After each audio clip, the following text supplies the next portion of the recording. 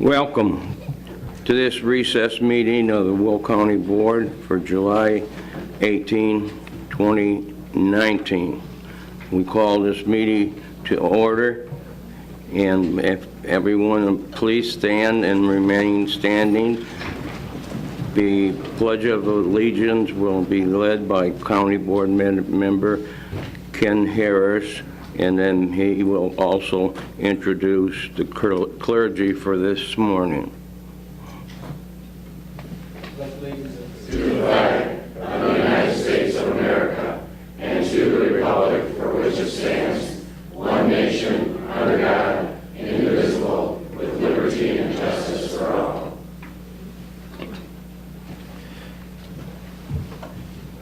Good morning.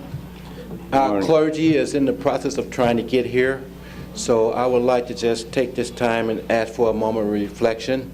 In particular things, pray for this county, pray for this this nation. Just a moment of silence for reflection. In particular, the capital bill that was just recently passed, so we can improve this infrastructure to get our clergy here. Thank you.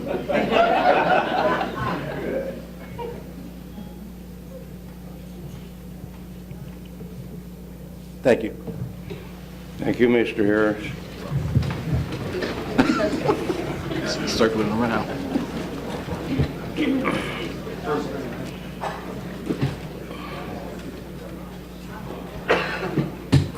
Goddamn.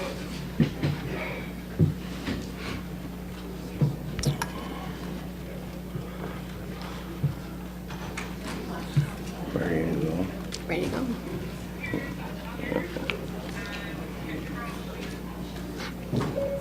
Madam Clerk, would you please call the roll? Ferry. Here. Frizzalone. Here. Ogala. Summers. Here. Cook. Here. Mustis. Here. Rice. Here. Harris. Here. Trainier. Here. Fritz. Mueller. Here. Gould. Here. Van Dyne. Here. Balich. Here. Brooks. Yes. Parker. Ventura. Dollinger. Yes. Markham. Here. Berkowitz. Here. Cowan. Here. Tuminello. Here. Weigel. Here. Corlitis. Here. And Winfrey. Here. And Ogala. Sorry. 24. 24 present, 1 absent. 24 present, 1 absent. We do have a quorum. Entertain a motion to file a certificate of publication. Moved by Ms. Winfrey, second by Mr. Markham. Madam Clerk, call the roll. Ferry. Frizzalone. Ogala. Yes. Summers. Yes. Cook. Yes. Mustis. Rice. Harris. Yes. Trainier. Yes. Fritz. Mueller. Yes. Gould. Van Dyne. Yes. Balich. Yes. Brooks. Oh, yes. Ventura. Yes. Dollinger. Markham. Yes. Berkowitz. Yes. Cowan. Yes. Tuminello. Yes. Weigel. Yes. Corlitis. Yes. And Winfrey. Yes. 24 affirmative. 24 for affirmatively pass. We need a motion to approve the minutes of the Will County regular meeting of June 20th. Moved by Winfrey, second by Mr. Van Dyne. Any discussion? Any discussion? Previous roll by Ms. Rice, second by Ms. Cook. All in favor signify by saying aye. Aye. Contrary, motion has carried. Madam Clerk, would you please acknowledge our elected officials and the media this morning? Today for elected officials, we have County Executive Larry Walsh, State's Attorney James Glasgow, and special guest Judge Vincent Cornelius. For media, we have Southtown Alice Fabry, Farmers Weekly Review, Nick Ryer, and Herald News, Alex Ortiz. Okay.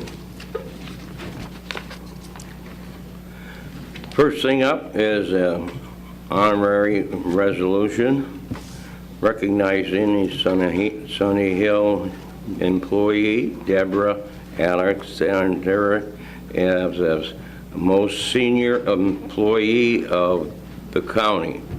And if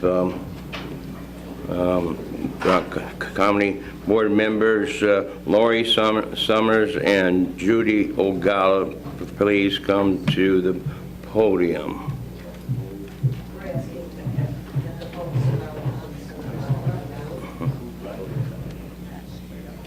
Now I'm on.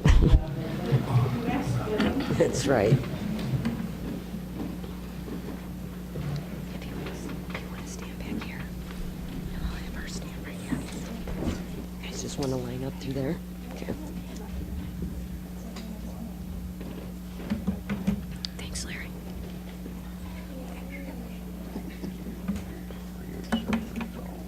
Cool.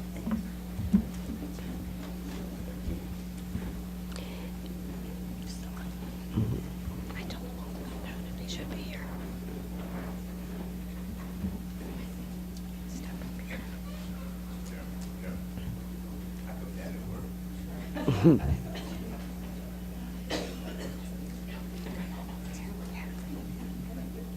We have room for everybody.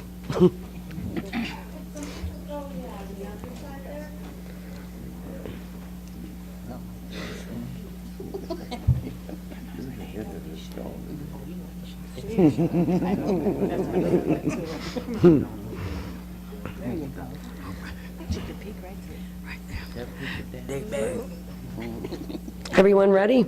Yes. So this is a certificate of appreciation. It may be known that this certificate has been presented to Deborah Alexander for your 47 years and 6 months of dedicated service to the citizens of Will County, working in environmental services at Sunny Hill Nursing Home.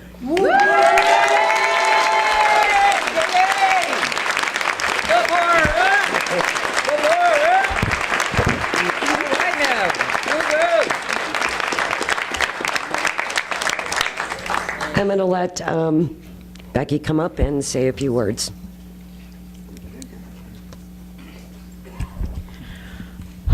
Good morning, everyone.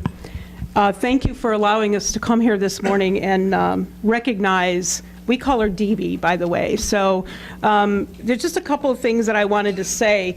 You know, I wanted to recognize her. It seems like we always wait to recognize people when they're on their way out the door, but it wasn't the case when we started this. But since then, DB has decided to retire. So she's going to be leaving us with 47 years and 9 months. So, and she, to our knowledge, she has beat the county record of 47 years and 2 months. So she stuck it out long enough to actually do that. So there's just a couple things. You know, I sat down and I talked to DB the other day. It's really hard to get anything out of her, by the way. And she talked to me about some of her experiences at Sunny Hill. And one of the things that really stuck out in my mind is that when she came to work there, she had a supervisor whose name was Miss Emma. Miss Emma lived with us for quite a while on the last few years of her life, actually. And I want you guys to imagine doing this today.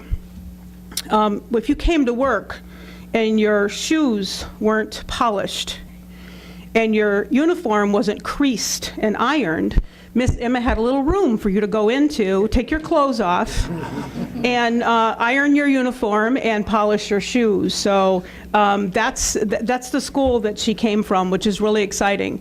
She told me that she was young and irresponsible when she came to work at Sunny Hill, and she was going to work for a couple weeks just to get a little money. And she kept putting off quitting. And putting off quitting, and here she is 47 years and 6 months later. So that was a wonderful thing for us, obviously. Right. So we are very appreciative of her, and We do believe that she is the eldest employee in the county. No one else we can't find any more records of anyone working any longer than that. And we even looked at her employee number, and it was like 5 or something. So, and the only reason it was is because of some numbering things that actually got changed. So she's the eldest one, and we're very, very proud of her. We're going to miss her come the end of October when she decides to change lanes on us. She's not packing anything up. She has a lot of years of fun left. She's going to spend some time with her family, and she's going to just kind of take it easy. She deserves it after all these years, don't you think? And I made her, she made me promise not to make her make a speech, but... Thank you.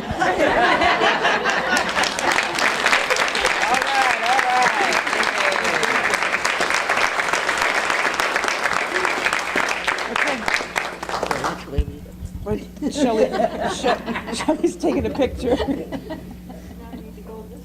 Yeah. Wait, I think Tammy's going to take a picture.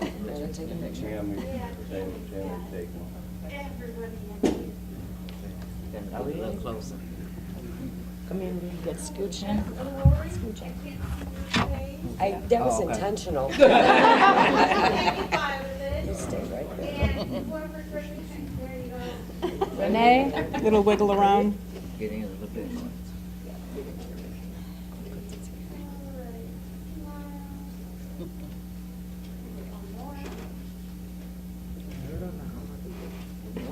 Perfect, thank you. Thank you. Go that way. Yep, we got to go back that way. Thank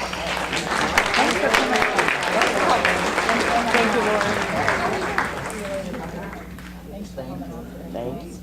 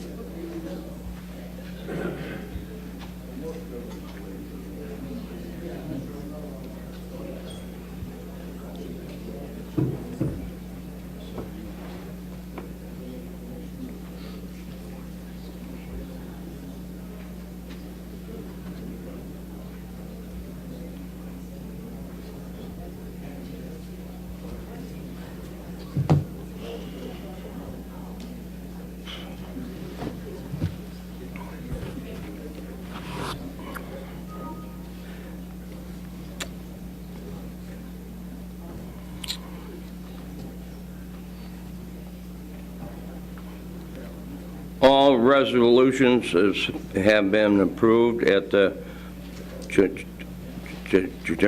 20th County Board meeting, have been signed by the County Executive. New business, appointment by the County Executive, appointment for replacement, appointment for County Board District 3.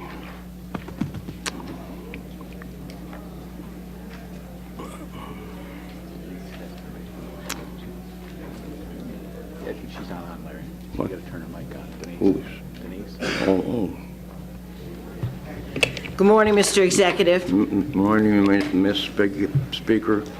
It's my pleasure to move that we accept the appointment of Margaret Tyson to the vacated seat in District 3 and have her sworn this morning to be seated.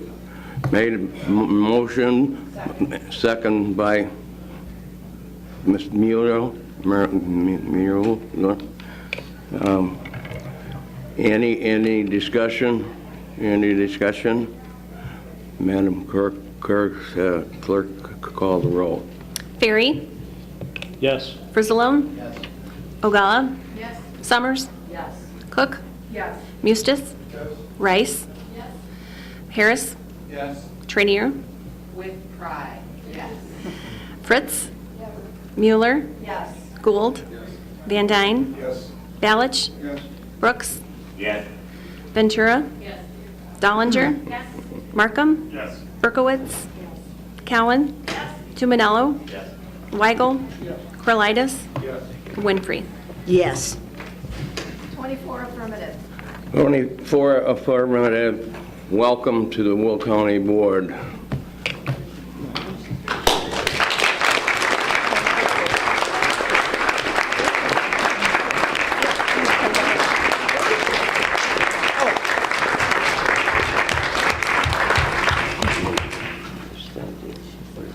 She sits next to Tyler. Judge is going to swear her in. Yeah.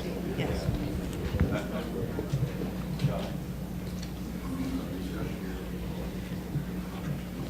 Congratulations, Margaret.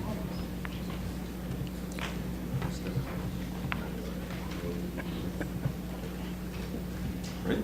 Yes. Please raise your right hand. And repeat after me. Okay. I state your name. I, Margaret Tyson, Having been appointed to the office of County Board Member having been appointed to the office of the County Board Member and Commissioner of the Forest Preserve District for the County of Will, and Commissioner of the Forest Preserve District Forest Preserve District of Will in the United States of Illinois, in the United States of Illinois, do solemnly swear that I will support the Constitution of the United States do solemnly swear that I will support the Constitution of the United States and the Constitution of the State of Illinois, and the Constitution of the State of Illinois. and that I will faithfully discharge the duties of my office I will faithfully discharge the duties of my office as Will County Board Member, District 3, as Will County Board Member, District 3, and Commissioner of the Forest Preserve District and Commissioner of the Forest Preserve District to the best of my ability. to the best of my ability.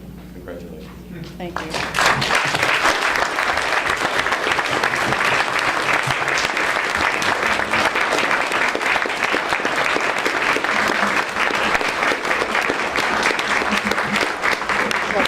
That's how I was doing for you when they got taken off. Thank you.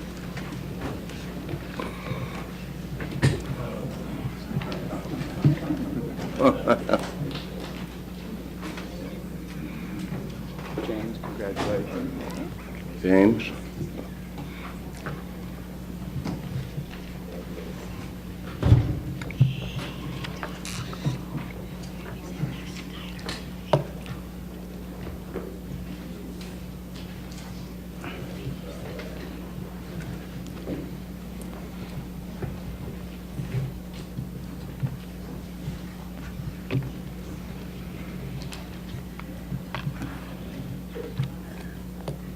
I'll make a motion to seat our newly appointed county board member. Second. Moving second. Moving second. Any discussion? All in favor signify by saying aye. Aye. Motion has carried. You may have a seat.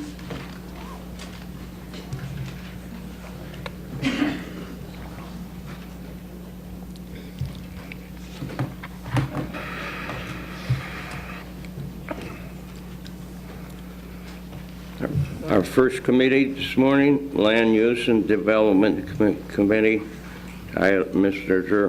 Mr. Markham, Chairman. Thank you, Mr. Executive. I'd like to start off by making a motion to open the public hearing for all land use cases. Moved by Mr. Markham, second by Ms. Cowan. Madam Clerk, call the roll. Ferry? Yes. Frissalone? Yes. Ogala? Yes. Summers? Yes. Cook? Yes. Mustis? Rice? Tyson? Come back to me. We're opening the public Harris? Yes. Trainier? hearing. That way we can Fritz? Mueller? land use case. Gould? Van Dyne? Yes. Balich? Yes. Brooks? Yes. Ventura? Dollinger? Markham? Yes. Berkowitz? Cowan? Tumanello? Yes. Weigel? Yes. Corlitis? Yes. Winfrey? Yes. And Tyson? Yes. 25 affirmative. 25 affirmative. We are in public hearing. Please be advised, absolutely no evidence or information will be allowed once this land use public hearing is closed. Do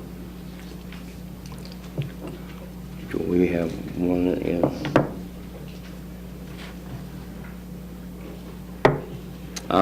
We have one signed up for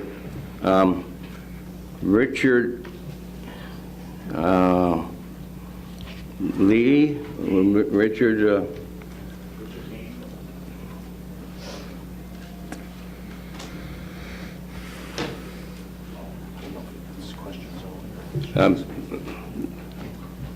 as you're for the, you got one testimony? No, I'm just here to answer the questions or concerns the board may have.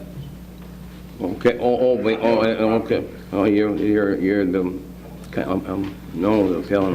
I'm sorry? Is this? Yeah.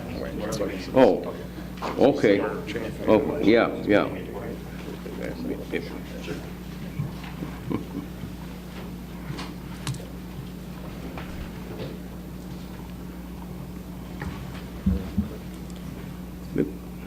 If you, no questions for the owner? Okay.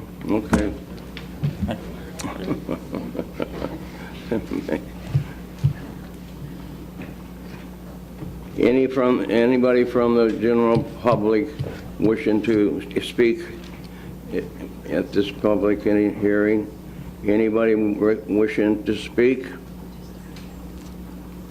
Anybody wishes to speak? Matt, Mr. Tyler? I'll make a motion to close the public hearing for the land use cases. Second by Ms. Summer. Madam Clerk, call the roll. Berry? Yes. Frizalone? Ogalla? Summers? Cook? Yes. Mustis? Rice? Tyson? Yes. Harris? Trainier? Yes. Fritz? Mueller? Yes. Gould? Van Dyne? Yes. Balich? Brooks? Yeah. Ventura? Yes. Dollinger? Yes. Markham? Yes. Berkowitz? Cowan? Yes. Tumanello? Weigel? Corlitis? And Winfrey. Yes. 25 affirmative. We are out of public hearing. Please continue, Mr. Markham. All right, so first up, we have an ordinance amending the Will County zoning ordinance adopted in 1947 for zoning case ZC 19-017, which is a zoning map amendment from A1 to R3 in Custer Township, commonly known as 34256 Southwest River Road in Wilmington, Illinois, County Board District Number 6. PZC voted 4-0 to approve. Land Use and Development Committee voted 6-0 to approve, and I'll make a motion to approve. Moved by Mr. Markham. Second by Mr. Berkowitz. Any discussion? Any discussion? Previous roll call by Mr. Van Dyne, second by Mr. Gould. All in favor, say aye. Aye. Contrary, motion is carried. That's all we have for that for today. I have a couple of quick announcements for events that land use is involved with. The first is the Water Grand Slam, a water conservation themed Joliet Slammers game, which is this Sunday on July 21st at the DuPage Medical Group Field in Joliet at 1:05. Any county board members interested in tickets for the game can contact Dean Olson. This partnership game is between, this is a partnership with Will County and the city of Joliet to highlight the importance of conserving valuable and limited water resources in our region.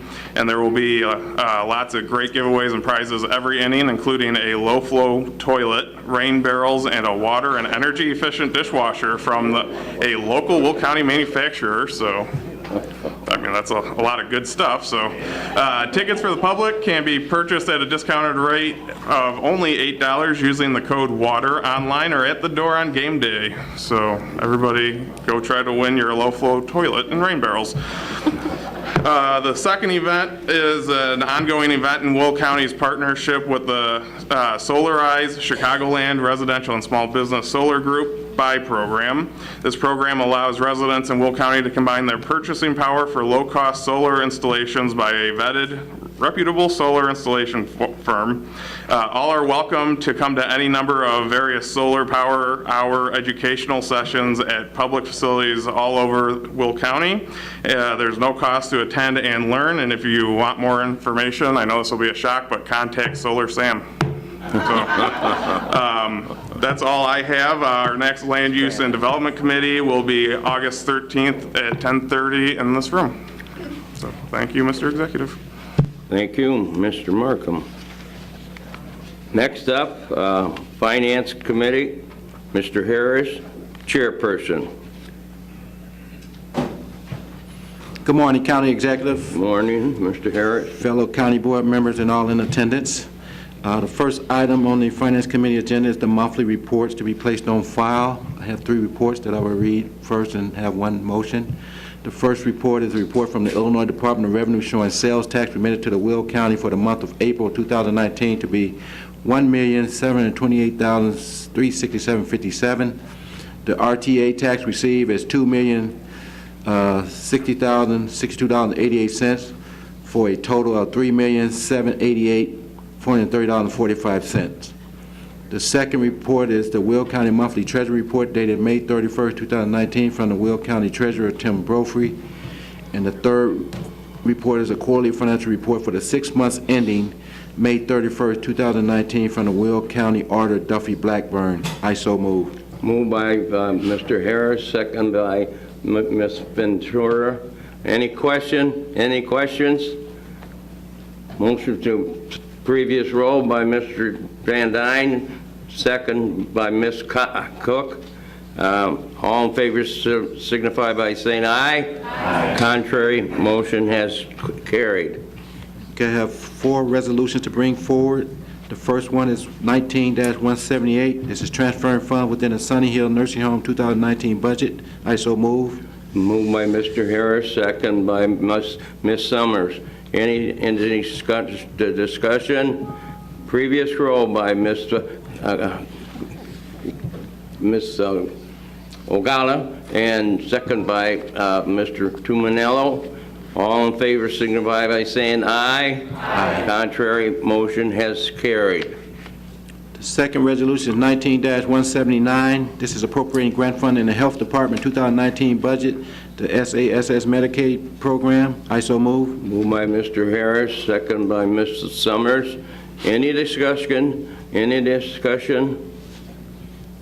Previous roll by Ms. Dollinger, second by Mr. Balich. All in favor signify by saying aye. Aye. Contrary, motion has carried. Third resolution is 19-180. This is appropriating grant fund in the Health Department 2019 budget, the 24/7 mobile crisis response. I so move. Moved by Mr. Harris, second by Ms. Summers. Any discussion? Previous roll by Ms. Trainier, second by Mr. Brooks. All in favor signify by saying aye. Aye. Contrary, motion has carried. The fourth and final resolution is 19-181. This is authorizing the county executive to execute necessary document for the delinquent tax program. I so move. Moved by Mr. Harris, second by Ms. Rice. Any discussion? Previous roll by Mr. Van Dyne, second by Mr. Markham. All in favor say aye. Aye. Contrary, motion has carried. Okay, and I'd like to thank Board Member Trenier for chairing the committee this past month in my absence. The next Finance Committee meeting is scheduled for August 6, 2019 at 10 a.m. That concludes my report. Thank you, Mr. Harris. You're welcome. Next up, Public Works and Transportation Committee, Mr. Van Dyne, Chairman. Good morning, County Executive, and good morning, Will Joe. County. Good morning. We have 4 items to consider this morning, starting with number 1, 19-182, confirming award of contract to Deconstruction Incorporated, $479,405.82, led on June 19th, 2019, Exchange Street, County Highway 49 from east abutment of structure just east of Western Avenue, County Highway 53 to Illinois Route 1, County Board District 1. I so moved. Moved by Mr. Van Dyne, second by Ms. Zelmers. Any discussion? Any discussion? Previous roll moved by Ms. Ogala and second by Ms. Berkowitz. All in favor say by aye. Aye. Contrary, motion has carried. 19-183, confirming award of contract to PT Farrell Construction for $720,341.66. Various structures at 5 locations in the County Board Districts 5, 12, and 13. And I so move. Moved by Mr. Van Dyne, second by Ms. Cook. Any discussion? Any discussion? Previous roll by Mr. Ballich, second by Ms. Fritz. All in favor signify by saying aye. Aye. Contrary, motion is carried.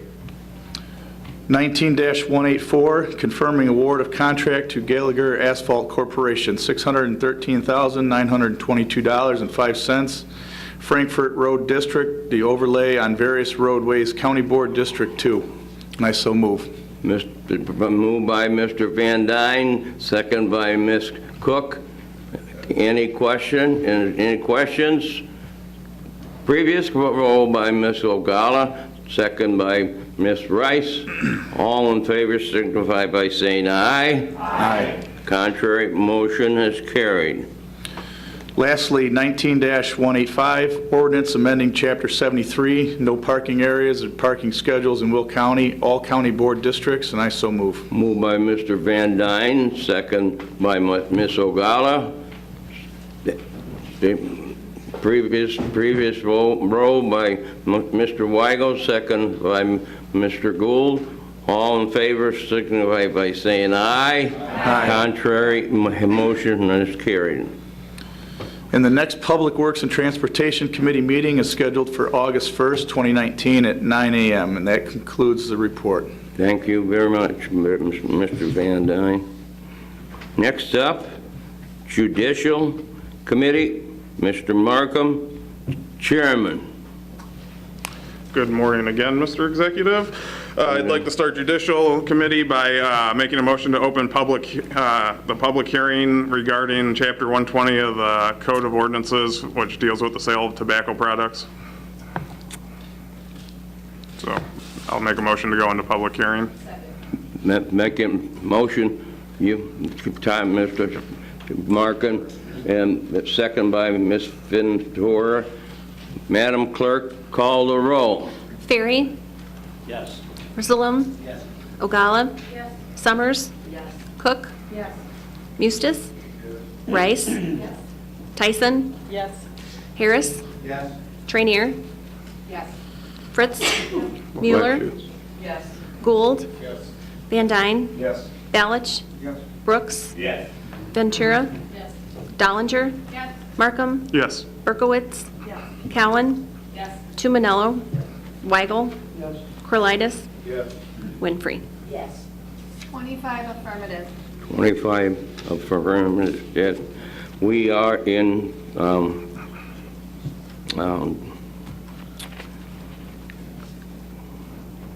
public hearing. Mr. Markham, So proceed. what we're looking to do here is change the ordinance for the sale of tobacco products to include alternative nicotine products by minors. So it would be vaping and vaping pens and under this, it would also include like gum and patches and anything else that includes nicotine, so we'll be treating it the same as we treat cigarettes and chewing tobacco. So that's what we're doing here. Any discussion? Mr. Balich? Yeah, I'm just asking this question. I don't know, we're going to do this change to correspond with the state, but the state also has a law about marijuana, and if an establishment allows the person to smoke marijuana in January, to smoke marijuana in their bar or restaurant, that's okay, but it's not okay for a person to smoke cigarettes. So I think the state is pretty damn convoluted in what they have to do with their laws. I mean, how can you say it's okay to smoke pot, but it's not okay to vape or smoke cigarettes? And what about, you know, when you're saying this, do they give an exemption to our military people? I mean, that's kind of why the laws changed once before down to 18 for liquor. So if you're in the military and you're overseas, you can smoke and you can drink, but then you move back home for a little while to visit your family and you can't smoke or drink. So I think the state's got to really, really examine these laws. And it bothers me, yeah, we're going to be voting yes so that we're corresponding with the state, but the state has got to straighten herself out and start passing laws that make sense. Thank you. Mr. Mustis? Yeah, I guess I'm looking for some clarification. It says minors. Now, has the state changed these laws to be 21? And if so, they're not minors. So I don't know if the terminology of saying minors is correct. Now, I personally don't agree with the 21. It's like, you know, you're not treated as a minor in the courts after 18 or anything else, but yet you shouldn't be able to have a tobacco product or a nicotine product. My other question is on nicotine products, and I'm not up on all this stuff. It used to be if you were going to get the patch, nicotine patch to quit smoking and so forth, you had to get a prescription from your doctor. Maybe you don't have to do that anymore. But certainly I would think that it would exclude any prescriptions. You're correct. The ordinance excludes prescriptions. They are not banned from obtaining under the ordinance. With regard to your point on the minor. Speak into the mic, Mary, a little bit, but not, yeah. Please. That better? Yeah. Okay, with regard to your point on the minor, your point is well taken. You are correct. The legal definition of a minor is someone who does not have the legal capacity to enter into a contract, and Illinois 18 is that, so I probably should have changed that terminology, but it is clear from the ordinance that we are talking about people who are under the age of 21. Yeah, and so if I can make one other comment is, the state has changed it to 21, so we have to come into compliance with the state. We are not required to pass this ordinance. Okay, well, then I don't know. It would be a violation under state law whether we pass this ordinance or not. It gives law enforcement one more tool in its toolbox to deal with people who are under the age of 21 and in possession of tobacco products or alternative nicotine products. It also gives an opportunity to take an 18 to 21-year-old and give him, and I know it's an ordinance violation, but it's an arrest, potentially. It's a record of an arrest, potentially. So let's now make criminals, even as minor as it is. It's not criminal. It's not criminal, but it's a potential arrest. Correct. You know, and that does go on people's records. Arrests go on people's records. So now you're going to start making criminals, or the state of Illinois, I don't want to say criminals, you're going to give them some kind of arrest record because he smoked cigarettes. He could have already served 3 years in the military, but you're going to, maybe 4 years in the military, because you go in the military, I still think it's 17, you know, and you're going to give them some type of arrest record. Now, we don't have a choice. You know, and I guess, you know, law enforcement needs this to enforce something that I believe is inappropriate to say a person is an adult. From 18 to 21, you're an adult, and you'll be charged as an adult. You're not treated as a minor. So I just, it is convoluted in the sense that, you know, there's so many contrary things in this regard in the law. But keep in mind, you're still going to give that person, some 20-year-old, some kind of arrest record. And once again, I'm going to say this to you. It gives law enforcement also the ability to say, I stopped you because I thought you were potentially violating the law because I seen a cigarette in your mouth and I thought you were only 19. You know, here again, I think in the end, it's the potential for the abuse and the potential to violate people's rights, I think is substantial. So I'm just going to leave it at that because I don't have a choice. I will vote no when we vote on this back in session, but you know the reasons why. And I think it's, you know, it's people wanting to pass these laws against adult people, against adults, you know, because they think it gives them a, you know, I'm all for health, or I'm all for, it gets me on the news or whatever, but it's a bad law. Bad law.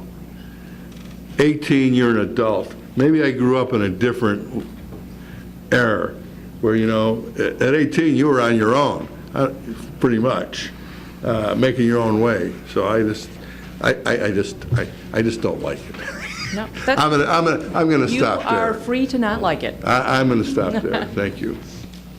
Mary, would you like to address the issues Mr. Balich brought up with the marijuana? Well, I have to say I have not comprehensively reviewed the new marijuana law. My understanding, and I could be wrong, is that it did not authorize smoking in public. So I don't think that raises a conflict. Okay. When I read the law said that you can't smoke tobacco-related products. Marijuana is not a tobacco product, therefore... You're talking the ordinance. What law are you talking about when you say the law? The state law that's going to go effect into January. But I think under the law that legalized recreational marijuana, it does prohibit the use in public places. I think it is reserved to private. Yeah. I'll have to read that. Okay. Ms. Trainier? Good morning, Mr. Executive. Thank you. Good morning.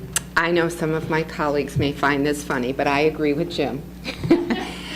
But I do want to correct one thing that he said. You do not need a prescription to get a nicotine patch.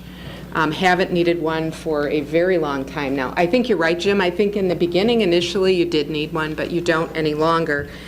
I do find it ridiculous having a whole family full of folks that have served in the military and sacrificed many, many years of their lives, that, you know, you can go out and get blown up, but you can't puff on a cigarette. It doesn't seem to make a lot of sense. I don't believe that we can legislate morality. I really do truly believe that, you know, it starts at home with family, with education. I do believe, though, that we can nudge people. I would not have preferred to nudge people with this particular law and ordinance. I would have preferred to nudge them with the threat that they'd never be able to get health insurance, or they'd have to pay double for their health insurance. To me, that makes a lot more logical sense than just trying to ban it for people under 21. But we didn't get a chance to vote on this. The state did, and we're going to have to follow this rule regardless. So, however, after hearing what Jim said about giving records of any kind to kids under 21 for having a cigarette, I am going to vote no on this ordinance as well. Thank you. Thank you. Ms. Ogala?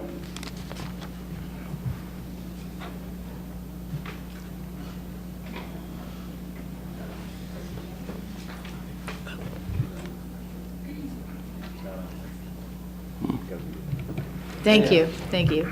What I wanted to just say is, as a mother of 3 children who've recently graduated college within the last 6 years, the hard thing for me is that as a parent, once your child turns 18 years old, you have no rights. They have all the rights now in high school. So they're still in high school, they're 18 years old, yet now because they're 18 years old, as a parent, you're not allowed to know a lot of information unless they agree to it. If they go to college and they're 18, the same thing happens with that if the kid has just turned 18. So it's very, very troubling to me that we make these rules that a child is an adult at 18, but then they're not an adult to make other decisions. I think as a state, our state legislature really needs to look at what is the true age of being an adult, and when does a parent stop having the ability to parent? Because at home, when they're 18 and in high school still, then you don't have any say, but the government's going to tell your child what they can and cannot do. I think that we need to make a decision. Are you an adult at 18 or 19 or 20 or 21? It doesn't make any sense to me. There should be one standard age when you become an adult, and at that age you should be able to do all the things an adult can do. Because of that reason, I will be a no. Thank you. Ms. Berkowitz? The way this is written, one day when this law is effective, if you're 21 or 20 and you're voting or you're smoking, you're breaking the law. However, prior to that, it was legal. So we had a whole group of individuals that were smoking under the age of 21, and it was legal. And then on one given day, we say, no, now it's illegal. And the way this is written, you've taken away any lawful opportunity for them to wean themselves off of this habit. So how are we looking out for the safety or the health of these individuals? How do we approach that problem? I see additional problems by putting this into effect. And I understand we want to support our officers and give them the tools they need. But this is an issue, and I think I'm concerned about how does somebody who's addicted to nicotine all of a sudden say, well, tomorrow I have to quit. So that's another issue I see with this, and I don't know that this solves the problem. Thank you. Thank you. Ms. Summers? Good morning. I do have one issue with this, and that's as far as the nicotine patches and the gum. Julie actually made a very good point. If someone decides to quit and they're under the age of 21, there really is no prescriptions written anymore for the patches. Some doctors will, if you are covered under their insurance, but more than often not. So if they do decide to quit, they go to a pharmacy, they pick up the patches or gum, they get stopped, that's a violation with this ordinance, and I feel that that's wrong. Thank you. Mr. Weigel? I believe the reason this came to our committee was because the Lincoln Way High Schools wanted to give the sheriff's authority to police the vaping products that the students were using. That was the intent of it. This 18 to 20-year-old doesn't come into play beyond the high school area as far as what they were concerned about. So I'm still in favor of putting this in our ordinance so that the sheriff can enforce against vaping products in high schools. Thank you. Mr. Corrales?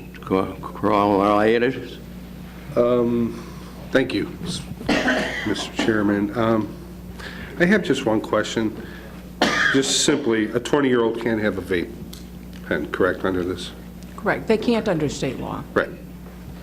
I understand. And I do want to clarify, you do not have to pass this ordinance. Correct, The law correct. is, right. And I feel that you're in a position where you have to defend what the state's doing and everything else. So I appreciate you working through it with us. I'm going to be voting no on this. I just feel uncomfortable with it. I like the idea of as I'm reading the ordinance, I see youths, minors, everything written in there, and then we're talking about everybody up to 21 years old, which I think is ridiculous. Tom, you mentioned something about beyond the high school. This doesn't apply to anything beyond I don't see anything in this ordinance relating to that in here. So, I mean, how do we determine that this is exclusive to schools? I don't understand. It's not exclusive to schools. Thank you. I'll be voting no. Not. Thank you, Mary. And if I could just take a moment, Kevin looked up the Smoke-Free Illinois Act that Mr. Bell, and the definition of smoke does include hookah, weed, herbs, and any other lighted smoking. So that would be included under the definition and would be prohibited under the Smoke-Free Illinois Act. Next up, Mr. Brooks. Mr. Executive, I've heard a lot of good discussion of why they support their voting no. And Mary, I think I heard you say we do not have to pass this. You do not. It would be, it'll remain illegal under state law, but there's nothing requiring you to pass this ordinance. It was, you were asked to do it, and Mr. Weigel is correct. It was to address an issue in Lincoln Way high schools. In that sense, it may very well be overbroad in that it is, we did change it to 21 to reflect the state law. Right. But what would happen? There's 25 of us behind the desk right now. All 25 vote no. It's already a state law, is that right? It's still illegal under state law. It's still illegal, okay. So why? This just gives them a different, rather than charging them under a state law, they could issue an ordinance violation, which is generally considered a little bit less severe. Okay. Thank you, Mary. Thank you. I'm through. Next, Ms. Trainier. Thank you, Mr. Executive. The nicotine patch is a nicotine chemical product that is released into your skin. The gum is a nicotine product that you chew in gum. It is not tobacco. And the ordinance that we have in front of us, and I'm sure the state law has the same verbiage, it's talking about forbidding tobacco products, and neither the patch or the gum are tobacco. It's not just tobacco products. Well, no, there was a list of stuff, but they But didn't talk about nicotine patches. No, but it may very well fall under alternative nicotine products. The language, we were just looking at it, and it definitely excluded items like that. Can you pull it up again, Beth?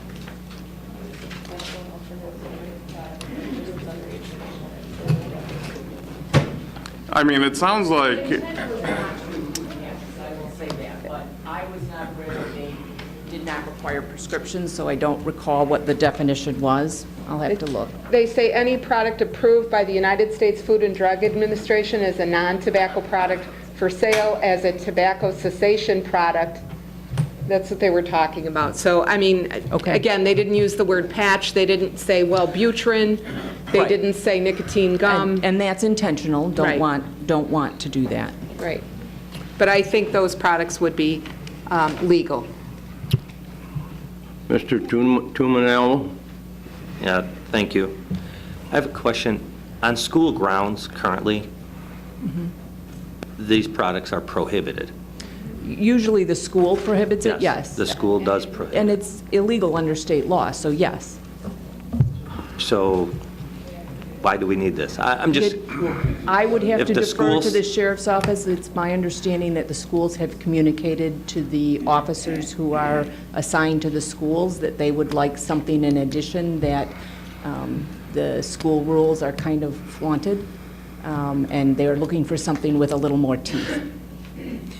It's just interesting to me because when you look at this and you look at the politicians down in Springfield and they want to conjure up some rules and they want to whip them out, you constantly look at the effect of what they're trying to accomplish. and what they're trying to accomplish is something that I just can't stand by. You know, I'm definitely going to be a no. When I look back, you know, when it's advantageous for them to allow minors to vote, or 16-year-olds or 18-year-olds to vote, then it's okay.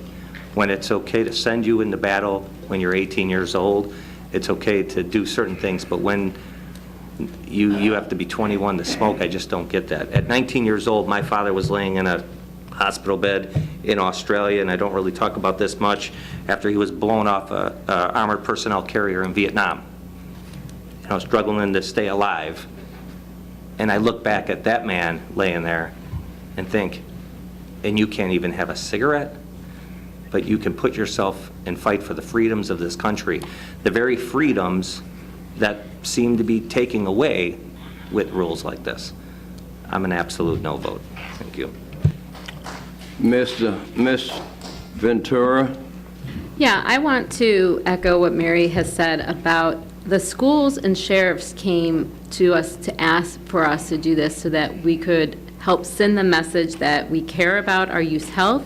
We want to deter minors from unhealthy habits at a young age so that they, or at a younger adolescent age, so that they don't go on to create unhealthy habits.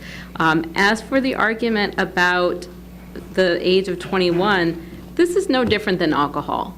I mean, you can't buy alcohol at 21. Let's not confuse the facts. If the state law is you cannot buy cigarettes or alternative nicotine products until the age of 21, then we respect the state law. That's what we all swore to do.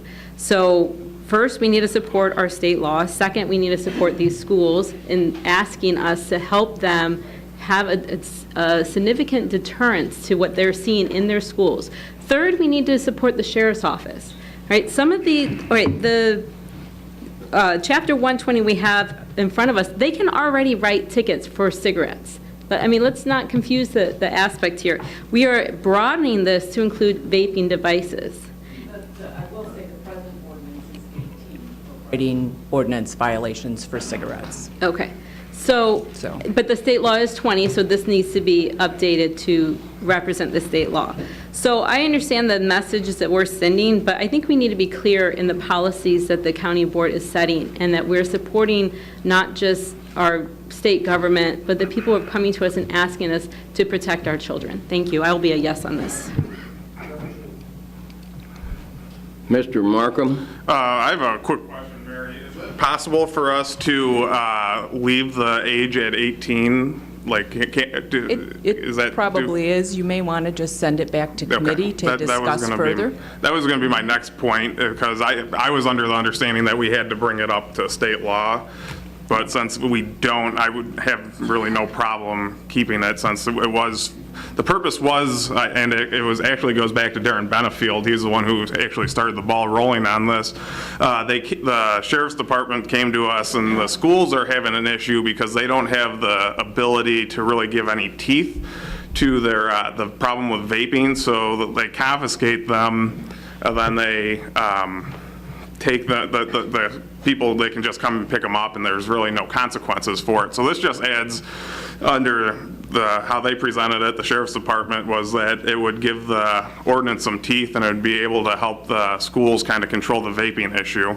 But since we can, and it sounds like there's a lot of people who would have no problem with keeping it somewhere around 18, I would probably be in favor of sending it back to committee, kind of working out some of these issues, and then that way we can make sure that everything's good and it's more targeted towards the schools, since that was our intent.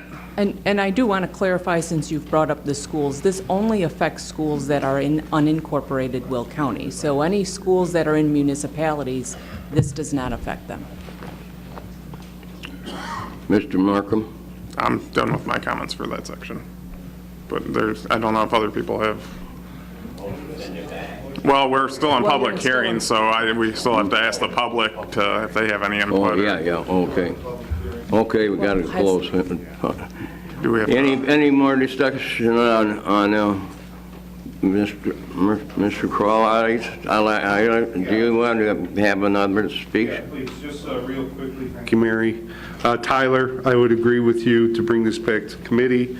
Obviously, there's some language in here. If it's about schools, if it's about minors, then let's make the ordinance about schools and about minors. And as far as me abdicating my responsibility as an elected official of Will County to state government by proxy, that's not how I operate. I represent the voters of Will County.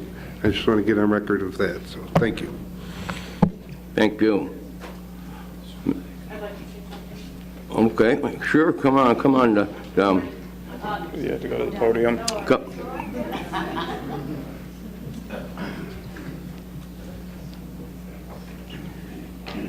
Thank you, Sue. Thank you. You can't see it, but I have a really big public health hat on. And this is a public health problem. I've been listening to everybody, and certainly I understand your points of view, and sometimes the state does pass laws that don't make a whole lot of sense, or sometimes I feel like they're not thought through. But one of the reasons why this came about is because the data shows that the majority of people that are smoking, I don't recall if it's 56% or 72% or whatever it was, but the majority of people that are smoking started when they were in their teens. They started when they were 14, 15, 16, 17. So the thought being, if we can prevent this whole group of people from starting smoking, then we've done a good thing. We've improved their health for the rest of their lives. Now, certainly there are other things that people consume and do that aren't healthy. There are other things in your lifestyle that cannot be healthy, but we're not addressing that. So that is the reason why this law was brought forward and was passed. And I need to let you know that our Board of Health did pass a resolution. They are in favor of that, and they wear a big public health hat like I do. The other thing is vaping is a problem. Vaping supposedly came about to offer a alternative to smokers and to go from a cigarette to a nicotine-infused instrument that will satisfy the nicotine urge but doesn't give you all those other chemicals that are contained in cigarette. And it can work, and it works for many people. But the problem is the young people have picked up the habit. So those young people that probably most likely wouldn't even have smoked a cigarette are now vaping. And it is a problem. It's a problem in the high schools. It's a problem in public. And the vaping companies, well, I'm not going to name any names, but the vaping companies are getting very creative in how they market their products. So that's all I wanted to say. Again, big public health hat, we'll always wear it, but I respect what you're saying. Sue, take a couple. Mr. Musa. Yes, Sue, the problem, excuse me. So you're saying that the problem starts well before 20 years old or 19 years old. The problem starts under 18. And we already have a law in place. Our ordinance already reflects that. To now add on to say, now you can't have possession of tobacco products or nicotine products at 19 or 20, I don't see that being a big preventer. I mean, I understand that anything from the public health perspective, everything could help. But the problem isn't the 19 and 20-year-old. And this brings it on to a 19 and 20-year-old. I totally support 18 and under, absolutely. But the problem isn't with the 19 and 20-year-old. I mean, by that time, if they're using tobacco or nicotine products, they've probably been doing it for years already.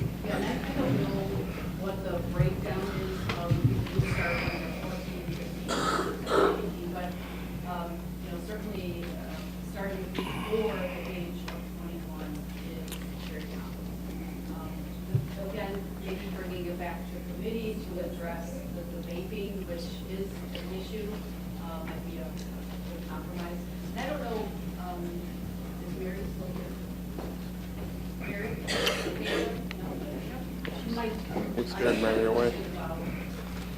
I don't know if it's a state law, is it a ticket, is it a local ordinance, is it a ticket? In other words, to your point, Jim, you were saying that, they would come on the restaurant. If it's a state law, and it stays a state law, and there's nothing here that's done, is that a higher violation on the record than a local ordinance, which might be just a ticket, which doesn't really go on the record? So I'm just curious about that. Well, yeah. I can't say for certain either. I just know certain things seem to go off. Violations, something to drop off record. That's traffic, a certain level of traffic. You got a list here. Judy Ogala. Yeah, this is for you. It is, it's just back to my statement of responsibilities. And I'd like to respond to something that Rachel Ventura said in the sense that we have to follow state laws. I agree with that. We have to follow state laws. And then our state should be following federal laws. And things like that are being talked about in sanctuary cities and things like that, and ISIS, and not wanting to follow those laws in the state. It's kind of convoluted that we make a comment like that, yet we pass laws to not follow a federal law. It makes sense to me that we have to find an age to make a person an adult, and that we should make sure that we're all following the same laws. Thank you. Thank you. Next up, Mr. Tumanello. I'm just going to make it real quick. I don't want to beat a dead horse here. According to our own resolution, it basically states 90% of all smokers begin before the age of 18. 2,000 youths under the age of 18 start smoking each day, and 700,000 youths under 18 start smoking each year. A third of them who will die from smoke-related illnesses. I don't even know if we have to send this back to committee. All we have to say is, all the tools are there for the schools. You don't have 19 and 20-year-olds typically walking the halls at schools at 21-year-olds. Typically, it's up to the age of 18. I think if we give them the tool, and we could change this on the floor today for 18, I think you'd have overwhelming support. It's only when we go to the 21 that's causing us the issue. Next up, Ms. Fritz. Thank you, Mr. Executive. Again, I'm somewhat shocked, but I agree with Ms. Trainier that we cannot legislate good behavior. We cannot legislate morality. We cannot legislate good decision-making. Those are things that are outside of the purview of the law, that's state law and that's county law. There's nothing we can do about that. I would also like to say that I swore to uphold the Constitution of the United States and the Constitution of the State of Illinois, but not the laws. Thank you. Thank you. Next up, Ms. Berkowitz. Thank you, Mr. Walsh. Just one quick comment, another thing that dawned on me. This was brought forth because the school approached us, and they're having this issue that they can't enforce. My concern is it should concern parents and the community that the school has lost the ability to enforce their rules and their safety guidelines. So that's a problem that I think the schools need to address, and the parents to address with these schools. And perhaps our law enforcement can work with them to help them maintain these rules that I'm sure they have within their organization. So that's just a suggestion, and I think if I was a parent, I would want to know that the school had the ability to do what has to be done. I think that would be appropriate. Thank you. Thank you. Mr. Balich. Yeah, I'm just sitting listening to everybody, and one of the things that comes to my mind is that, going with Judy Ogala had said, if it's illegal to have marijuana, and according to the federal law, and we voted to allow it, and the state said to allow it, state's violating laws. If it's a sanctuary county of any type, whether it's guns or something else, like illegals, that's okay, but that's violating laws, right? So why can't I be on the committee that determines what laws we obey? Who's the persons that decide what law is the law? Somebody's got to be saying we're going to follow these laws. And it's really aggravating to me when I sit back and I listen to us talk about changing a law. Well, who came up with the bright idea to do this? I wasn't on that committee. I don't know. I just read about it. It's the same with the marijuana. You know, supposedly you can't even put money that you make from marijuana in a bank because it's a federal violation, so they got to put it somewhere else. So what the heck is going on in this country? The Supreme Court said about abortion, you can't have an abortion after the third trimester now. They didn't say it, but that's some kind of a new rule, right? Oh, but I get why, because the states were supposed to pass the original law of Roe versus Wade instead of the Supreme Court. So this goes back and forth. Who makes these laws? And then does the media that determines what the law is? Or is it us? Thank you. Any more discussion? Any more discussion? I'll make a motion that we close the public hearing. And second, Madam Clerk, call the roll. Airy? Yes. Frizzalone? Yes. Ogala? Yes. Summers? Yes. Cook? Yes. Mustis? Yes. Rice? Yes. Tyson? Yes. Harris? Yes. Trainier? Yes. Fritz? Mueller? Yes. Gould? Van Dyne? Yes. Balich? Yes. Brooks? Yes. Ventura? Yes. Dollinger? Yes. Markham? Yes. Berkowitz? Cowan? Yes. Tumanello? Weigel? Yes. Curlitis? And Winfrey? Yes. 24 affirmative. 24. We are out of public hearing. Mr. Markham. All right, first we have 19-186, which is amending Chapter 120, which we've been talking about. And while I agree that with Ray that it would probably be an easy fix, I feel more comfortable that the state's attorney's office vets it and make sure that we're all good. So I'm going to make a motion that we send it back to the Judicial Committee. Moved in second. Moved in second.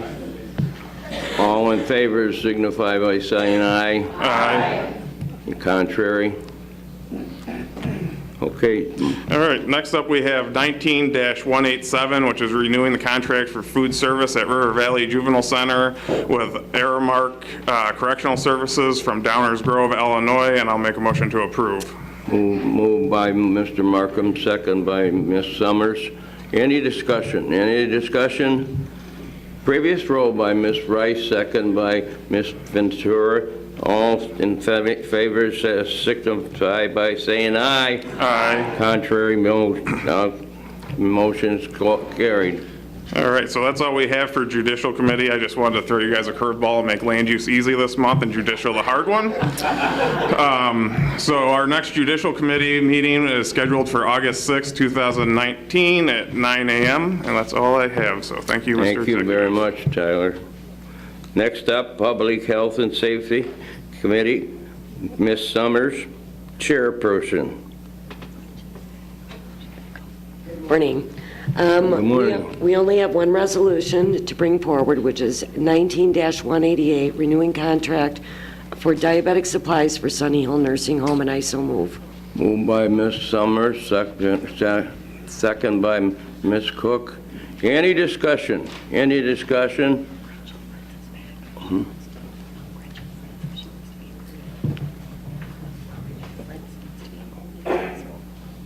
Oh, okay, Fritz. Yeah. Okay.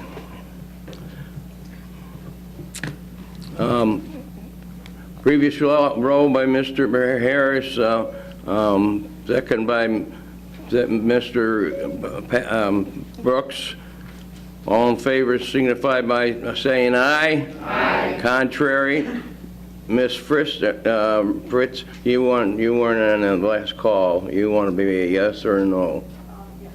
Thank you.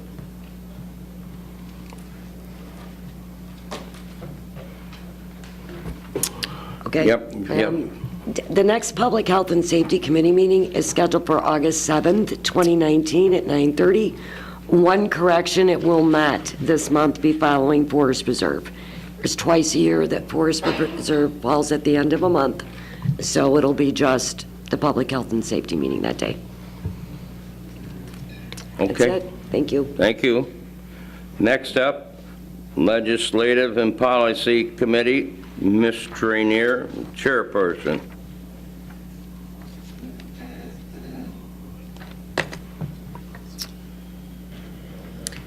Good morning. Good morning. We have one ordinance to bring forward today, 19-189. It's the repeal of Ordinance 15-102, prohibiting video gaming in unincorporated Will County. I believe we do have somebody signed up to speak on this bill. Yes, I do.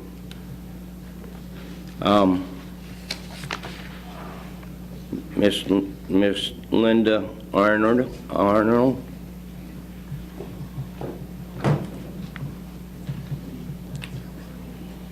Morning.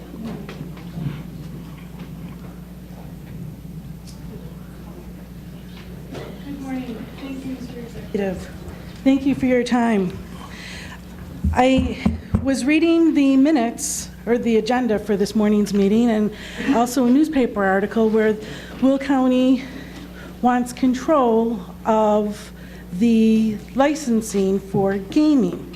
And the newspaper article referred to liquor licenses and with the numbers that are distributed, et cetera. But who is going to control when a truck stop establishment wants to get the gaming license? It does not need a liquor license. It will totally bypass the Will County Board in order to get a gaming license. Please recognize that.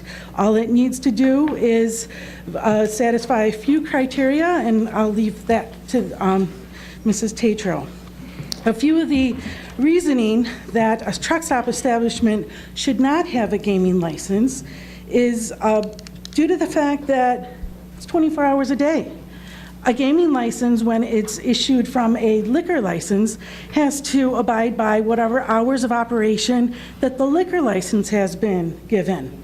That's the same hours of operation that the gaming license would have to operate. But a truck stop would be 24 hours a day. 24 hours a day with no state agent on site, with abutting next to properties, with in unincorporated Will County, where the Will County Sheriff has already been stretched thin because unincorporated and Will County is so large. Locations that have poor licenses check ID. Gas stations have children that are getting off bus stops, walking through the neighborhood to go buy their slushies, their candy, their treats. Who is checking ID to make sure that they're not over by the video gaming machines? I have documentation that there's a location in Mokina that was fined. All it is a fine that the establishment has to pay when they are caught by a state agent who randomly chose a location to check. This is not appropriate to be next to homes and in a neighborhood where the main operation is using the residential streets to enter in and out of the establishment. Video gaming is a public health issue. It is an addiction. Some of the concerns are the children seeing these video gaming machines active. The gaming industry spends billions of dollars developing their variable reward machines, also known as gaming machines. These machines are state-of-the-art variable reward systems engineered to addict. So the municipalities and the county are profiting off of people that cannot resist their compulsion and continue their compulsion even against their own self-interest. The state receives 25%, the municipality or the county would receive 5%, the establishment would receive 35%, and the operator would be 35%. $1 million lost in a machine would net Will County $50,000. Is that enough to ignore the residents that this is going to affect? The social services, the police patrol? Please recognize that this is going to bypass any of your control, that you're not going to be able to say no to truck stops getting a gaming license. The ban, the ordinance was passed in 2015. When I was reading back the minutes, besides the safety, 24-hour-a-day video gaming right on a property abutting my property, the additional money that now criminals will know is in the till with barely any agents or any protection. Morals. On the April 16, 2015 minutes, Member Brooks stated that he had told the caucus that morning that he was going to be abstaining.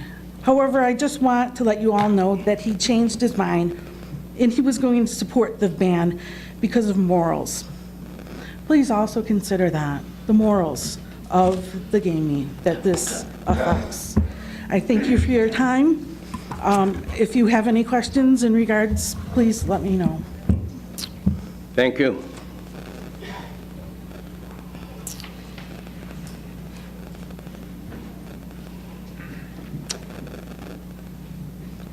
Mr. Mayor. All set? Any other public comment? I guess not. We just had the one person sign up. So I'm going to make a motion on 19-189 for repealing ordinance 15102, prohibiting video gaming in unincorporated Will County. Moved by Mr. Rainier, second by Mr. Markham. Madam Clerk, call the roll. Oh.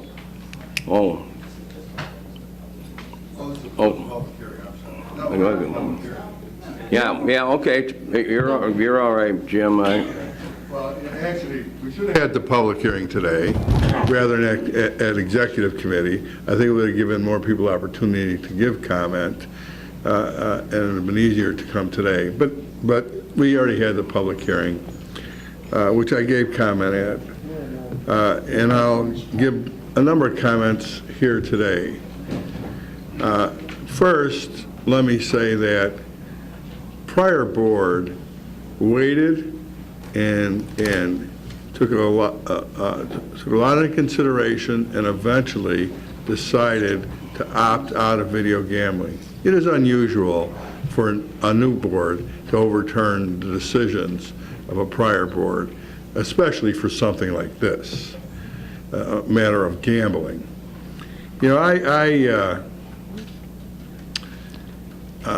was listening to the radio this morning coming in, and I heard a comment from a reverend in Chicago who was basically talking about Chicago getting casinos, and he said that gambling is a predatory activity in local areas on the low income and middle income, and he is absolutely correct. It's a predatory. This is even more predatory. This is predatory gambling. Now, I know many of you weren't around when we initially did this, and we had a lot of participation. Of course, it was the big gambling interests that were here promoting it. And by the way, it's the big gambling interests that make all the money. Don't think it's your mom and pop store or your local neighborhood tavern, or even the VFW or whatever other civic organizations there are. They make the money, the real money. Originally, it was promoted to be in bars and restaurants with bars. It has been expanded to everybody can have it, just about. You've seen these I don't even know what they're all called, dotties or whatever. It'll be, a 400 square foot space. They got a cooler with some wine and beer in it, and 10 video gambling machines, or 8 or whatever they're allowed. This is not what the intent originally was, and that's why we waited and took our time. One of the, I was reminded this morning about testimony way back during a public hearing, and a woman said, my husband and I were out of work, things were really rough, and I went down to the store to get some milk. And she said, I walk in and one of these machines is flashing and going off. Person just won $500. And she says, now only I could take this milk money and turn it into grocery money. Of course, she lost the milk money. And that started a series of a gambling addiction. At that time, this type of gambling, this video type gambling, was called the crack cocaine of gambling. Can be that addictive, and people can get addicted to it that quick. It is not something we need in our neighborhoods. I know there's some of you want to take care of your friends over wherever, to change a whole law because somebody wants to take care of someone else, whether it be a civic organization or whatever, that's not a reason. That's not a good policy. I'm telling you, we've done the right thing by opting out. I realize a lot of municipalities have it, but of course they have the ability to police it. I can tell you the sheriff's department regularly goes in the unincorporated areas and tell them we don't have the manpower to police your areas. And the county board won't give us more money. They always blame us too. But if they don't have the time to do regular patrol, when are they going to have the time to monitor any of this? This is something that affects negatively and is against the low income and middle income people. I'm telling you, don't do it. And Mrs. Arnold is absolutely correct. Every gas station can become a truck stop because the bar is that low. It basically says you'll have a diesel island and you'll have X amount of 10,000 gallons of diesel in your tank, and you got to sell a certain amount of diesel fuel. So it will pop up. We won't be able to control all of it through a liquor license. So it's anti-family.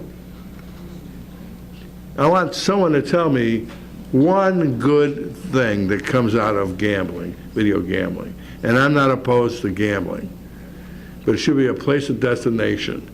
It should be with their businesses, where there are some controls. If I had a family member who had a problem, I could go to the casino, register them, and say, please do not allow them in your casino. That's the state law. Does that law apply to video gambling and in all these other small venues? I don't think it does. I'd ask everyone to vote no. Don't fall into this. And one other thing, in the hearing, I hear, well, it's a matter of fairness. Fairness to who? A matter of fairness. Why don't you define what fairness is? I don't think it's fairness to prey on low-income and middle-income people. Fairness so big gambling interests can make money? Is that the fairness? So I don't know what that meant, but I didn't reply to it then, but I felt I should say something now since I think it's going to come up again. Fairness. So if you want to bring up fairness, why don't you give me the whole explanation of what your definition is fairness, how this is a fairness issue, because I want to hear that. But I'll stop here. Maybe other people want to make comment. I'm going to try not to make any more comments, but I'll leave it at this. Thank you, Mr. Executive. Mr. Weigel? I urge you to vote no against. I urge you to vote no against video gaming because it does prey on the most vulnerable residents who can't afford to lose what money they have, and it shouldn't be proliferating in all the neighborhoods throughout the county. So I urge you to vote no. Ms. Ventura? Yes.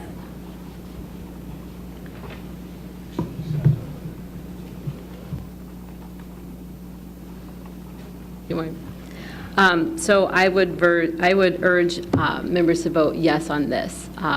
And I will get to the unfairness in a minute, but Jim Eustace asked for someone to give him one good reason. And I will give you one good reason, Jim, that what gambling does for this state is the taxes that come from video gaming and casinos goes to school funding. And education is the great leveler of social economics and long-term systematic racism in this country.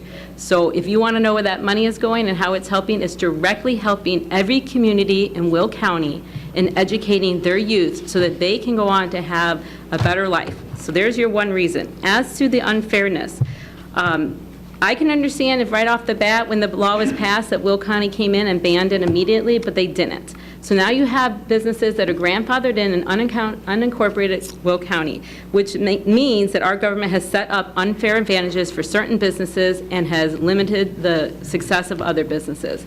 I don't think that this is a practice our government wants to get into. Therefore, I'm urging everyone to vote to repeal the ban so that we can have fair advantages for all of our businesses and that the money can go into supporting our schools and educating our youth. Thank you. Thank you. Mr. Frizzalone? All right, well, that's a bunch of baloney. You know, I sit here and listen to this crap. It just drives me insane. I'm turning into Steve. Oh, please, no, please. Fairness. So, because by the time we acted on this, there were already gambling institutions in the county, we should just keep doing what we did before because we're evening the playing field. So that doesn't make any sense to me. This was brought up because of a service organization wanted gambling. That's where this first started.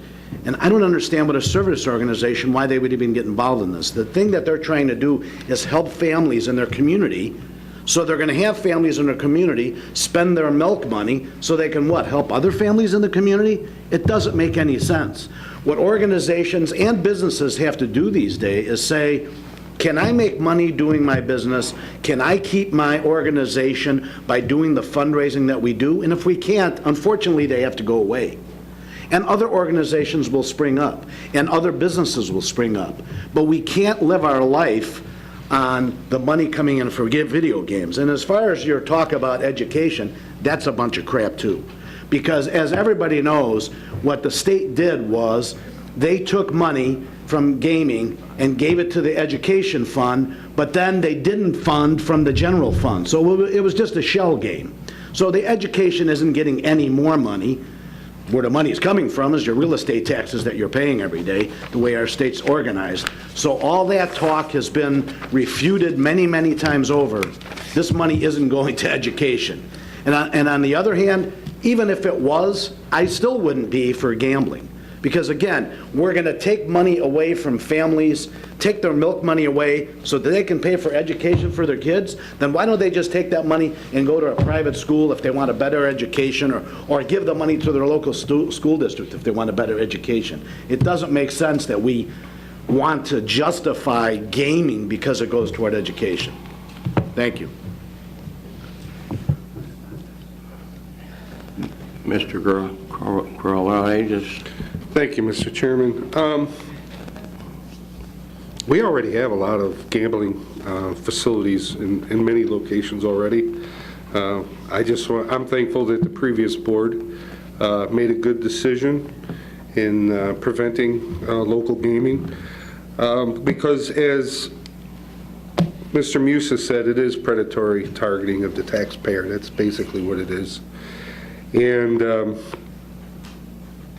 I think all this is just a attempt to get our pound of flesh.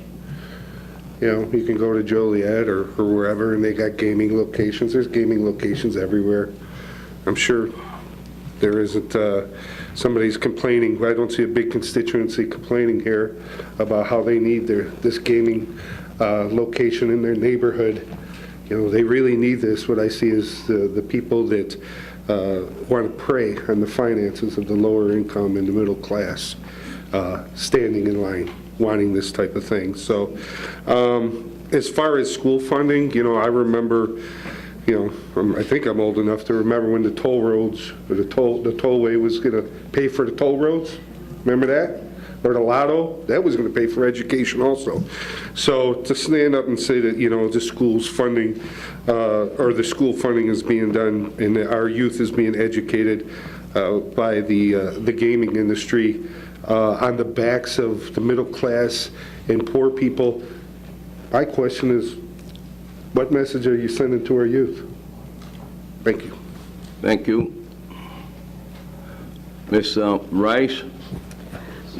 I am one of the county board members that have referred to equality in the past, and I think maybe I should clarify. My position is just, I'm concerned about equal opportunity owners, or for business owners.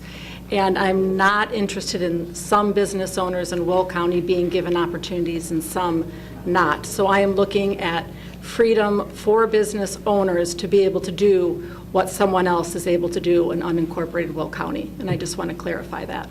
Thank you. I'm not necessarily thinking that this is an endorsement of gambling, but opportunity for business owners. Thank you. Ms. Dollander? Hi, good morning. Can I just get a clarification of who would be actually able to get a gaming license in unincorporated Will County?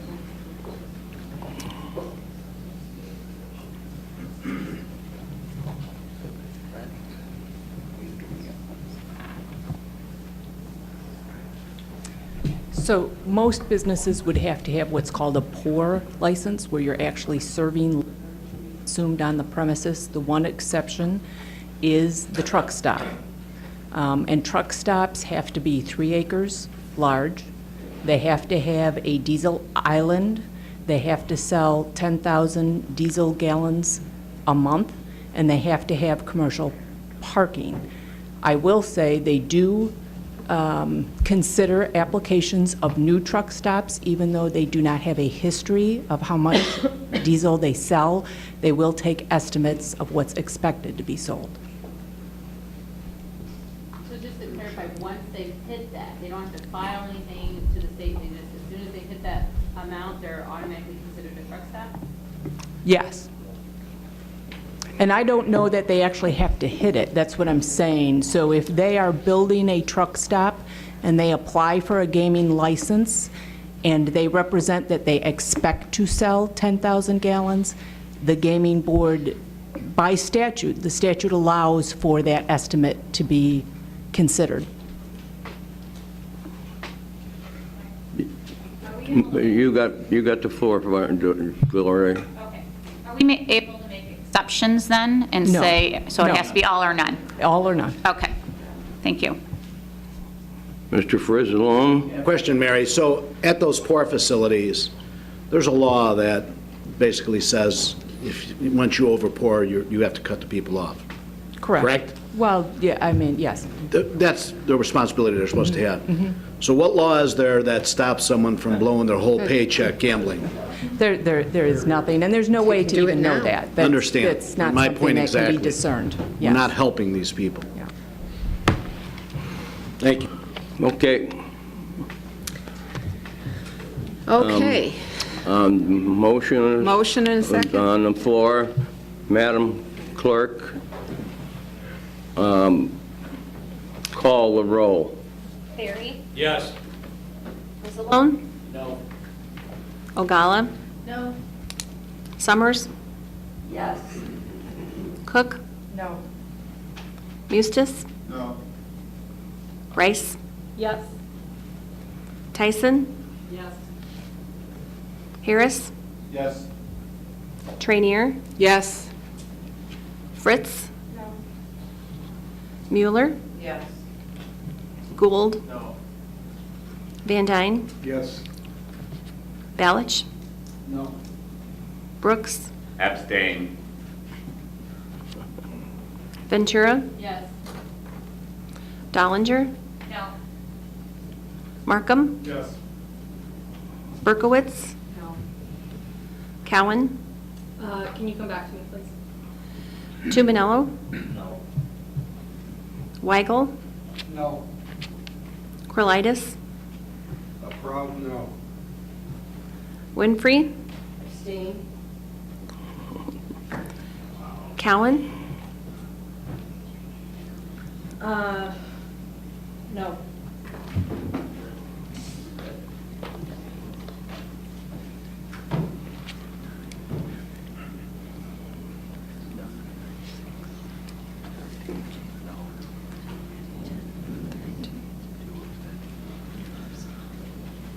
Ten affirmative, 13 negative, and 2 abstentions. 10 affirmative, 13 negative, and 2 abstentions. Does not pass. Okay, and just to let everyone know, our next Legislative and Policy Committee meeting is scheduled for August 13th at 9 a.m. in the committee room. Thank you. Thank you, Jackie. Next up, Mr. Brooks and Capital Improvements Committee. Mr. Brooks, Chairman.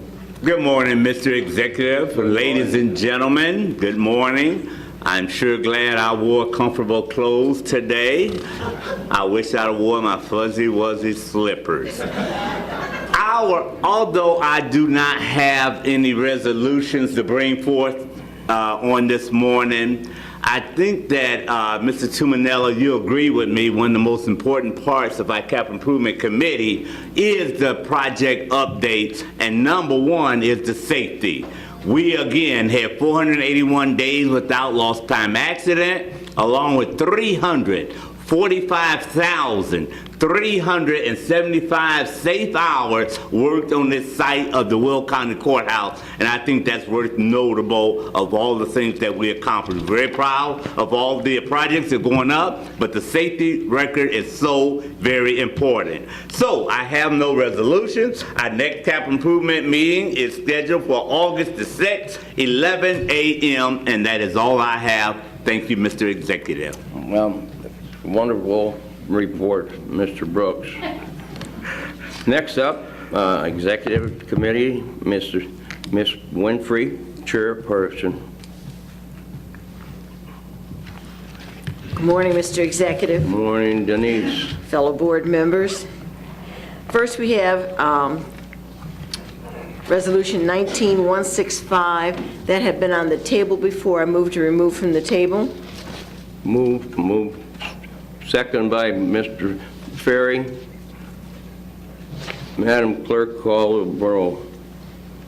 Ferry? Yes. Frizzalone? Yes. Ogala? Yes. Summers? Yes. Cook? Yes. Eustace?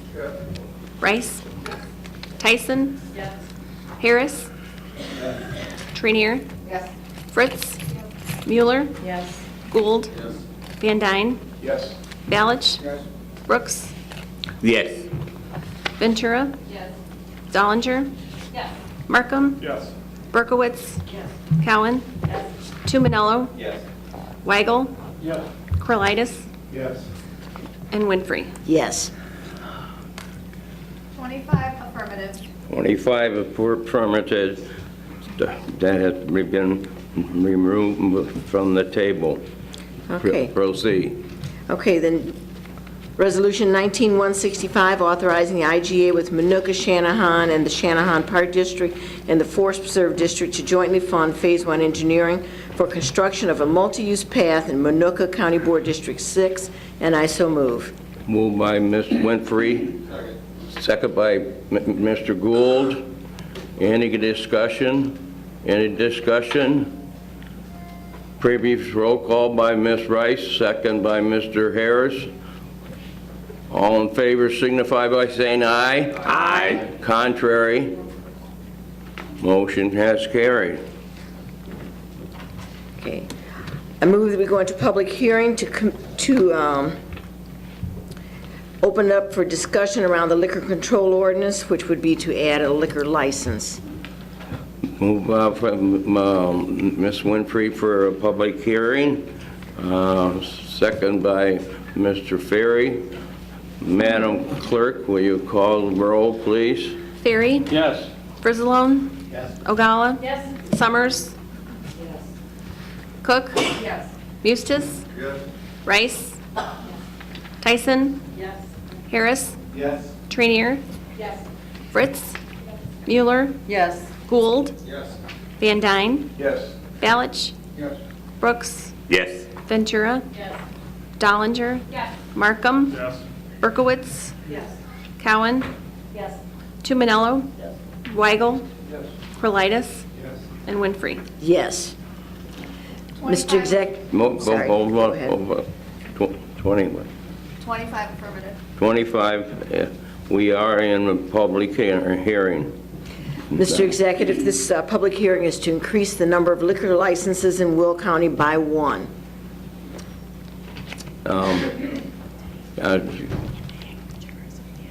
In the agritourism category. Thank you. What kind of, give us a little information? Yes, we have changed our land use ordinance to include the category called agritourism, which allows farms basically to entertain on their property. They would provide food and drinks, so that requires a liquor license, and this would increase the number in that category so that a farm doing that particular business would be able to have a liquor license. Okay. Questions, Mr. Mustis? So just to clarify, so you're creating a new category. Has been created Has been created, and we're going to put one license in that category. Yes. I just want to clarify. Mhm. Any other questions? Mr. Balich? Yeah, I have no problem with adding the license, but we still have a problem that has to be addressed. If a owner of a restaurant or bar sells their bar or restaurant, the new owner doesn't automatically take over the liquor license. It's not transferable. It's not transferable. Yeah, so if that's true, then it diminishes the value of those restaurants and bars. Unless that person can get the license, there's one license available.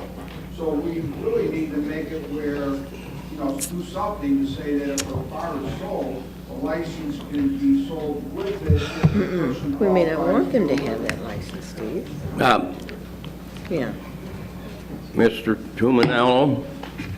Okay, through all that, I know we were talking earlier, I kind of understand where Steve's going with this, believe it or not. So what he's basically saying is, there's one license right here. If they sell their business and they apply for another one, they're automatically going to be told no because there's not one available. But what I'd like to explain is, when they sell their business, this one goes away, and then the Right. that goes through the process. So what would happen is, let's just say you had a license and I wanted your business, my attorney would draw up the paperwork, and it would basically be contingent on the county board giving me the license. If the county board failed to give me a license, I would not enter into a contract for your business. If and when the county board said, we're going to approve your license, that's when we would close the deal. Your license would go away, I would get one from the county, and then we'd carry on. That answers your question, right? No. Yeah. I don't agree with taking away the value of the business, and that's what we're doing. I know what he's saying, I get it, but if a bar owner or a restaurant owner sells their property and there's one license available, that means that somebody could come in the same day and apply for that license, and we'd have to make a second license available. Yeah.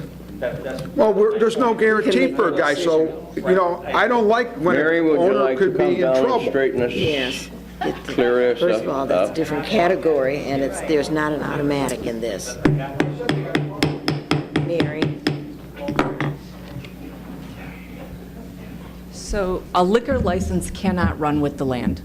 It is given to the individual. They have to meet certain requirements under state law. So there is no way that you could transfer a business and transfer your liquor license. That cannot happen. In any case, anyone buying a business, if they did not, they would have to apply for a liquor license in any case. And the procedure in Will County is that you go through county board first. They would already have the special use permit, so it would just be a matter of county board doing what they're doing today and increasing the number. Mr. Mustis?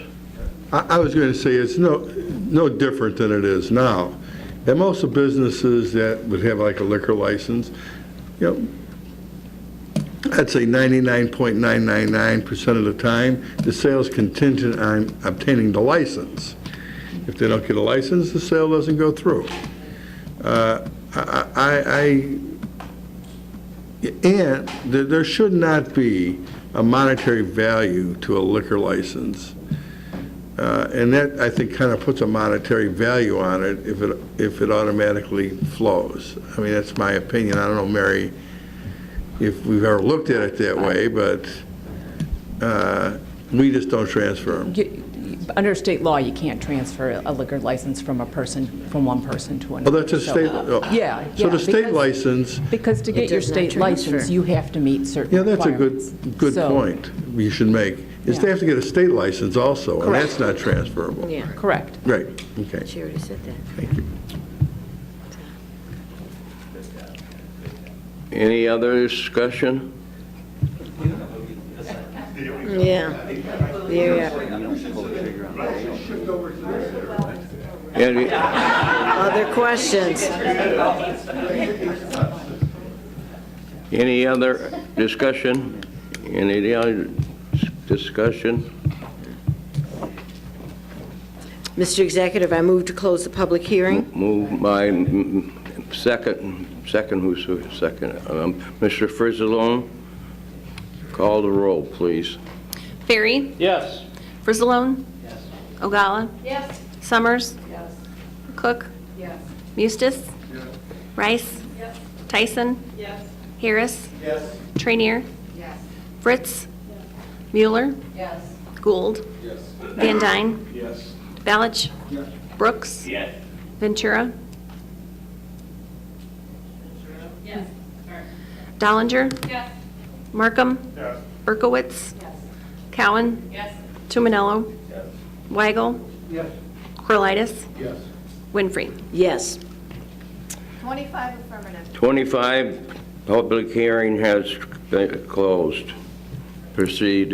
Mr. Executive, I have 19190, amending Chapter 110, the alcoholic beverages of the Will County Code Ordinance, increasing the license by one in the category of agritourism, and I so move. Moved by Ms. Winfrey, second by Ms. Ventura. Any discussion? Any discussion? Previous roll by Mr. Trainier and second by Mr. Markham. All in favor say aye. Aye. Contrary motion has carried. We have Resolution 19199, authorizing an IGA with Orland Park for access to the countywide radio system, and I so move. Moved by Ms. Winfrey, second by Mr. Mustis. Any questions? Any questions? Previous roll by Ms. Summers, second by Ms. Dollinger. All in favor signify by saying aye. Aye. Contrary, motion has carried. 19192, authorizing IGA with Metro Railroad Police for access to the countywide radio system, and I so move. Moved by Ms. Winfrey, second by Ms. Summers. Any discussion? Any discussion? Previous roll by Mr. Van Dyne, second by Ms. Brooks. All in favor, say by aye. Contrary, the motion is carried. We have 19193, authorizing an IGA with Naperville for household hazardous waste collection facility, and I so move. Moved by Ms. Winfrey, second by Ms. Berkowitz. Any questions? Any questions? Previous roll by Ms. Dollinger, second by Ms. Ogala. All in favor? Aye. Contrary? Motion has carried. 19194, proposing a substantial amendment to the 5-year consortium consolidated plan and the 2016 to 18 program year action plans for the reallocation of CDBG program grant funds, and I so move. Moved by Ms. Winfrey, second by Ms. Ventura. Any discussion? Any discussion? Previous roll by Ms. Cook, second by Ms. Fritz. All in favor signify by saying aye. Contrary, motion is carried. We have 19195, proposing the adoption of the program year 2019 action plan beginning October 1st, 2019 through September 30th, 2020, and I so move. Moved by Ms. Winfrey, second by Mr. Frizzalone. Any discussion? Any discussion? Previous roll by Mr. Van Dyne, second by Mr. Harris. All in favor say aye. Aye. Contrary, motion is carried. We have 19196, new hires for the 911 emergency telephone system, and I so move. Moved by Ms. Winfrey. Ms. Mueller. Any discussion? Any discussion? Previous roll by Ms. Cowan and seconded by Ms. Rice. All in favor say aye. Aye. Contrary, motion has carried. We have 19197, a replacement hire for the land use department, energy and conservation specialist, and I so move. Moved by Ms. Winfrey, second by Ms. Cook. Any questions? Any question? Second, a previous motion by Mr. Tumanello, and second by Mr. Ballich. All in favor say aye. Aye. Contrary, motion is carried. We have 19198, it's a replacement hire for the supervisor of assessments office, a real estate transfer declaration processor, and I so move. Moved by Ms. Winfrey, second by Mr. Markham. Any questions? Any questions? Previous roll by Ms. Cowan, second by Ms. Ventura. All in favor signify by saying aye. Aye. Contrary, motion is carried. We have 19199, replacement hires for Sunny Hill Nursing Home, and I so move. Moved by Ms. Winfrey, second by Ms. Summers. Any discussion? Previous roll call by Ms. Ogala, and second by Ms. Tyson. Any discussion? Motion. Aye. All says aye. Aye. And then nay, and motion is carried. The next executive committee meeting will be August 1st at 10 a.m., and that completes that report. Next up, I have appointments by the county executive, and I so move. Move by Ms. Winfrey, second by Ms. Trinier. Any discussion? Any discussion? Previous roll calls be by Ms. Dollinger and Ms. Mueller. I'm running, I guess. Almost done. Yeah. So, all in favor say aye. Aye. Contrary, motion has carried. That completes my report, Mr. Executive.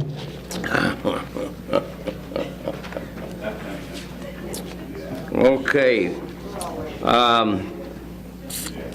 We're up to public comment, And we got a number of people once signed up, about 9 or 10. First up, Rosetta Costello.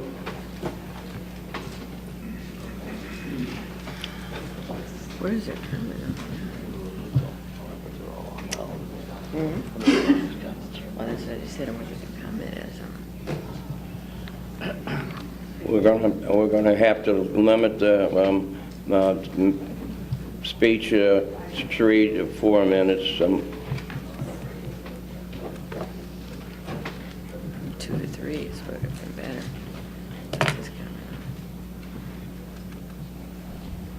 Hi, I am not used to public speaking, but I'm here for the purpose of bringing up, I'm speaking for the unborn children, and our government, our governor has took it upon himself to pass that in the state of Illinois, a child can be born and then they can be murdered, which is deplorable. I am 100% pro-life. A human being is created at the point of conception, period. Then, I mean, I don't know where we're going to go with all of this. You know, can you decide after a baby's born that you don't want it, that it has maybe too many medical problems, it's too big of a burden financially, so you can just decide you're going to get rid of that child? It's just not right. And then I want to bring up the point that our tax dollars are paying for it, when our tax dollars can be used in other directions to help the possibly unwed mother that becomes pregnant and those children. And also, women who do have abortions will possibly conceive again within a short amount of time, and then they will go ahead and have another abortion. So when does it stop? Those are my questions, and I don't know what else really to say except that I've been very, very upset about it ever since it took place. And okay, and then I will share with you that I have a friend who, when she was 18, became pregnant. Her parents made her get an abortion. Shortly afterwards, she took a gun and shot herself in the stomach. She did survive. And this is talking about the women who have abortion and how they might deal with it. I spoke to a young woman just this past week, and she had a friend whose mother forced her into abortion. And at first, the young girl was kind of, for the abortion. Well, after she had the abortion, she no longer felt that way. Because deep inside of each and every single one of us, we know that that is life. And we are committing murder. Plain and simple. And again, our tax dollars are paying for it when they can be used in other directions. I think that might be all that I have to say. Thank you very much. Before you leave, announce your name. Okay, I'm so sorry. My name...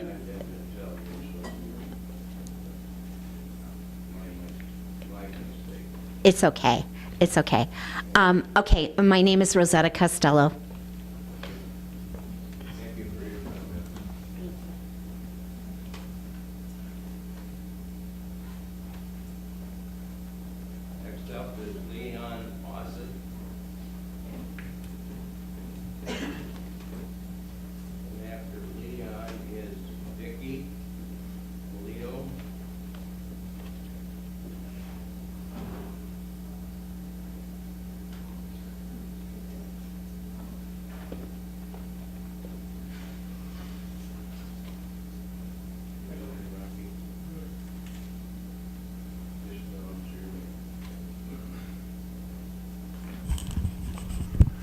My name is Leon Ossick. Most people know me by my nickname Rocky. I'm from Rockdale, Illinois.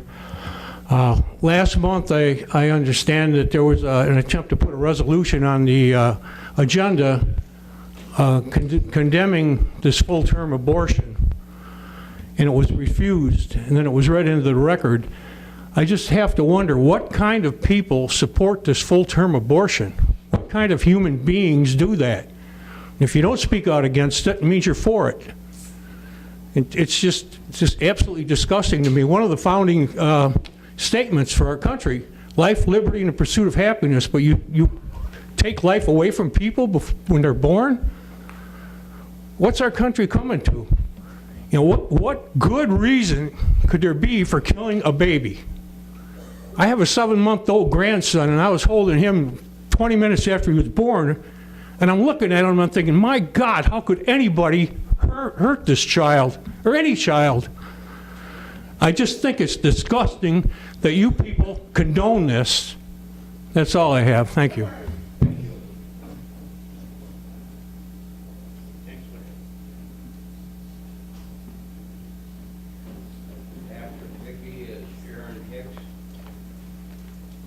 After Vicky is Sharon Hicks. Hello, everyone. My name is Vicki Polito. I'm from Plainfield. I'm going to go real fast. I edited this down because I know time's pressing for us all, including me. The proclamation regarding abortion and the Reproductive Health Care Act discussed last month was dishonest and purely politically motivated. Some of you complained that the board not accepting this proclamation was tantamount to not defending lives of babies. That is nonsense.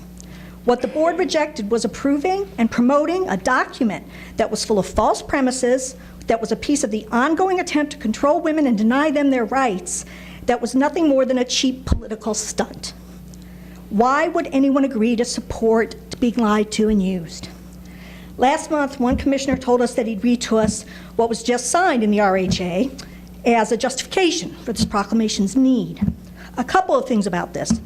First, the commissioner assumed everyone was ignorant of what was in the law. Not true. Yet he was so unaware himself that he scurried over to the internet and read a disingenuously worded list of 8 items that State Rep Batnick had posted on his website to justify his voting record on this. So the guy telling us how little we knew about this didn't do his own homework until he was on the bus, and then he copied off a kid who knew just as little and also told falsehoods for a political reason. The commissioner who spoke about looking into the mirror and asking what was right, maybe start with not lying to get what you want.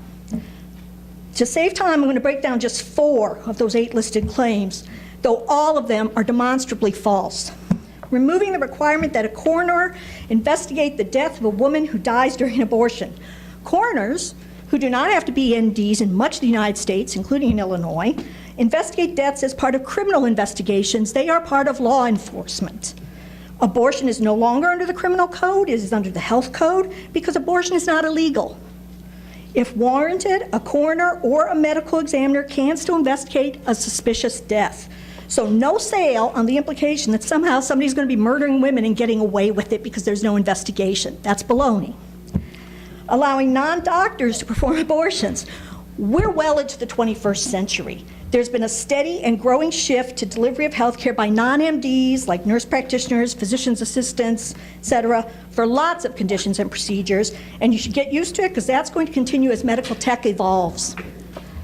Adding language that will likely nullify our parental notice law. Underage women, some as young as 13, will be able to get an abortion without parental notice. Often pregnant minors seeking an abortion are the victims of crime. Nullifying parental notice laws removes an important protection minors need. This one is a purposeful word scramble to distract from the fact that parental notice is still the law in Illinois. This makes it sound like it's not. But you slip in an assumption about what's likely, and you toss in talk about 13-year-old girls and crime victims, and it almost sounds like a serious point, and it's not. Legalizing third-term abortions. No one is aborting full-term babies that are healthy anywhere, ever. The RHA, that part of the RHA provides for the real, because there's no such thing as after-birth abortion, by the way. That's a made-up thing. That is not a factual medical thing at all. That part of the RHA provides for the very rare and heartbreaking cases that go wrong in months 7 through 9 of a pregnancy that no one could have predicted and where the mom and or the baby are in real trouble despite medical care and practice. It also accepts that there are legitimate DNR, life support, extreme measure situations over which a parent has the right to decide for their child no matter that child's age. The remaining 4 things are just as easily debunked. So people who are pro-life, because they don't like to be called anti-abortion, they like the more flattering term, but they also like to call people who are pro-choice pro-abortion, and that's false too. People who are pro-life are more accurately called pro-birth for a reason, because the smug, pious, over-the-line, controlling interest in a stranger's pregnancy and baby always evaporates once that kid is born. Nothing about what any of those supporting this proclamation have said deviates from the pattern of never putting forth plans or actions or even proclamations that seek to aid women who are in dire straits to make a choice other than abortion. Asked about that kind of support, suddenly all the talk turns into the sanctity of less taxes or money and how women need to take personal responsibility. Well, good news, they are. What this proclamation is actually about is using babies as the perfect cover for trying to deny women their rights with a side dish of playing politics and having something to sell people at your next campaign fundraisers and on your fake news outlets. In some people's warped view, women are either careless and too eager to choose abortion, or they are careless and too feeble-minded to handle choosing abortion. So they need government, populated by mostly old guys, to make their choices for them. No woman owes anyone any justification for choosing to have abortion or for choosing not to have one. Doesn't matter at all who likes it or doesn't, who agrees or who doesn't, or what anyone else's decision would be in her place. Women do not need permission. Bring your comments to... I am. Okay. Women do not need permission, nor do they have to submit to the will of others. Women have free will and agency, and we will use it. Bye-bye, everyone.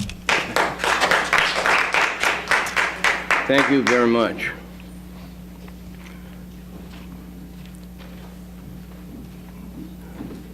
Next up after Judy is Regina Robinson. State your name, ma'am, please. My name is Sharon Hicks. Thank you for allowing me to speak today. As a prior special education nurse and healthcare professional, and as a mother and a grandmother, I am sickened and brought to my knees regarding the new abortion laws that have tragically hit our country, our state, and our county. Let me begin by calling abortion what it really is: perpetrating the death sentence on a child. Abortion was the leading cause of death in the 2018 worldwide, killing 42 million people. To date, in USA alone, 60,942,033 babies have been aborted. Legalized abortion, which I call the Holocaust of the unborn, began in 1973. Women had a certain time limit in order to be the procedure to be performed, mostly before the heartbeat. Then they kept lowering the bar, and then came partial birth abortions, where the abortionist induced labor, delivering the head of the child, slitting the spine, and sucking the brains out of the child. One abortionist stated regarding a botched abortion, "We would break the baby's neck if it were born alive." How far have we fallen down the rabbit hole to think this is acceptable? When I hear the argument about this being a woman's right to choose what she does with her body, I propose that a fully formed baby is not a woman's body. And this is not about reproductive rights. This is about legalized murder. When you see a baby rabbit, would you step on its head and crush its skull? Would you shoot baby birds in the nest? Of course you wouldn't. According to the new pamphlet that they passed out today, that actually is a felony. But we can still abort children. Of course, a human child is infinitely more valuable to humanity than an animal. How have we become this morally and ethically bankrupt that we would allow this to get to the point where it is legal to kill a child up to and including birth? In Illinois, the death penalty is illegal except on the unborn and newborn. And our national laws do not permit the administration of potassium chloride, also known as saline abortion, to criminals guilty of heinous crimes without first administering powerful sedatives because if given alone, it causes terrible pain, akin to fire or electricity coursing through the veins. We now allow this to be done to babies. We have lowered the bar so low that we are now stepping on the bar. What is next? Euthanizing our elderly or the mentally challenged? This is not a Democrat or Republican issue. This is a full-on humanitarian crisis. The world is in a moral chaos because for far too long, people have chosen to remain silent. I speak for those who have been permanently silenced. Thank you for listening. Thank you very much. After Regina is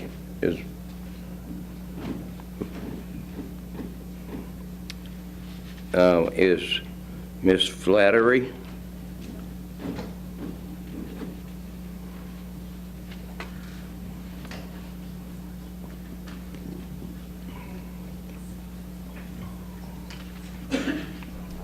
Good afternoon, everybody. Thank you for allowing us this time to speak.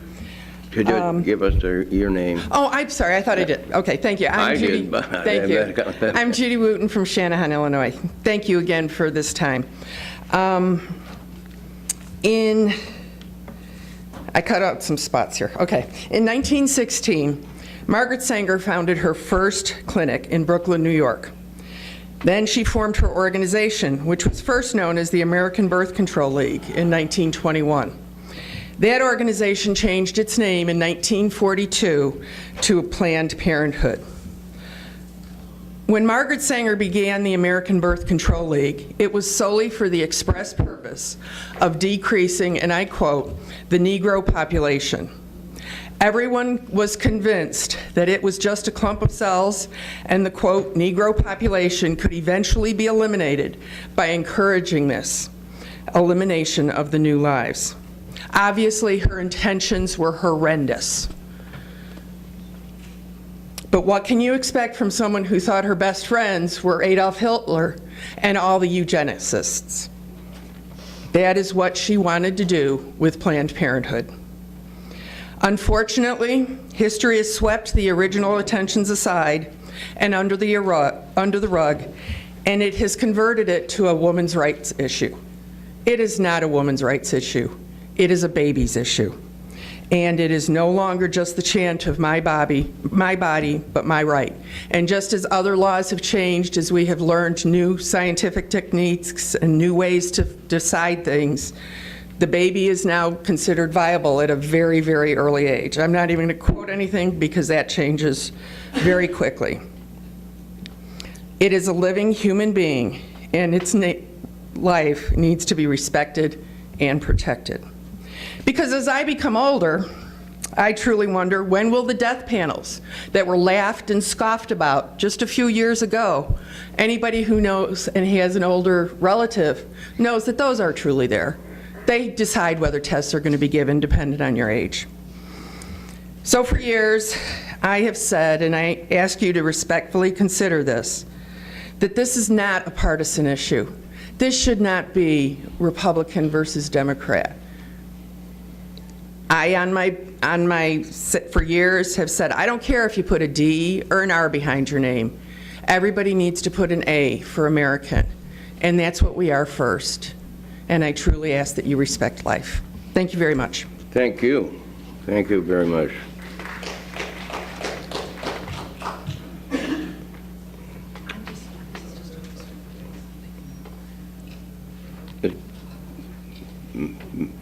Miss Flattery?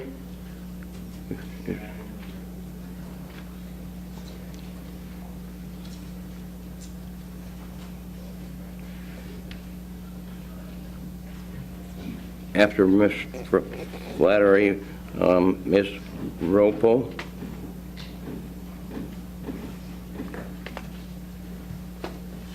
Good afternoon. My name is Madeline Flaherty. As an educator and licensed mental health professional, I find it a sad day in Illinois when we celebrate being progressive, the most progressive state in the country, when it comes to abortion and infanticide legislation. What's actually happened here has become more barbaric in the way we treat our unborn babies. Illinois legislators now condone and celebrate having these fetuses dismembered and often emboweled at the whim of the mother. Imagine that having been done to any of the children that you have in your lives now. There are certainly a few limited reasons why abortion should be legitimate in the first couple months of pregnancy. Those should be the exception and not the rule.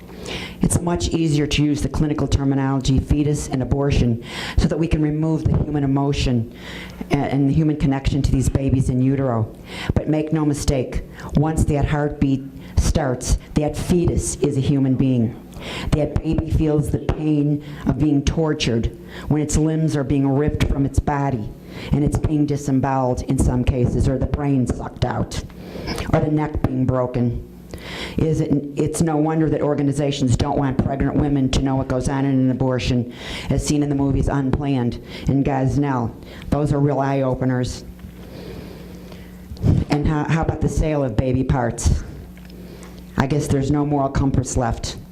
This is what we call progress now in the state of Illinois or in this country. The names of the bills are really interesting. A Reproductive Health Act. Once that fetus's heart starts to beat, that woman has to advocate for two human beings, herself and that baby.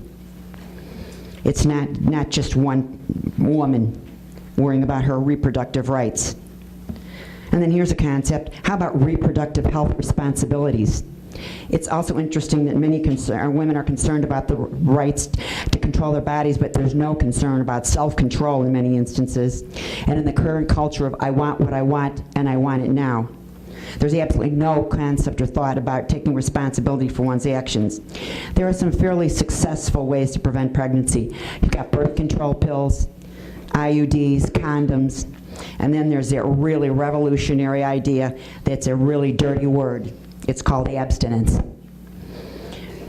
We even think about taking the kind of responsibility when all you have to do is get an abortion, get pregnant, no big deal.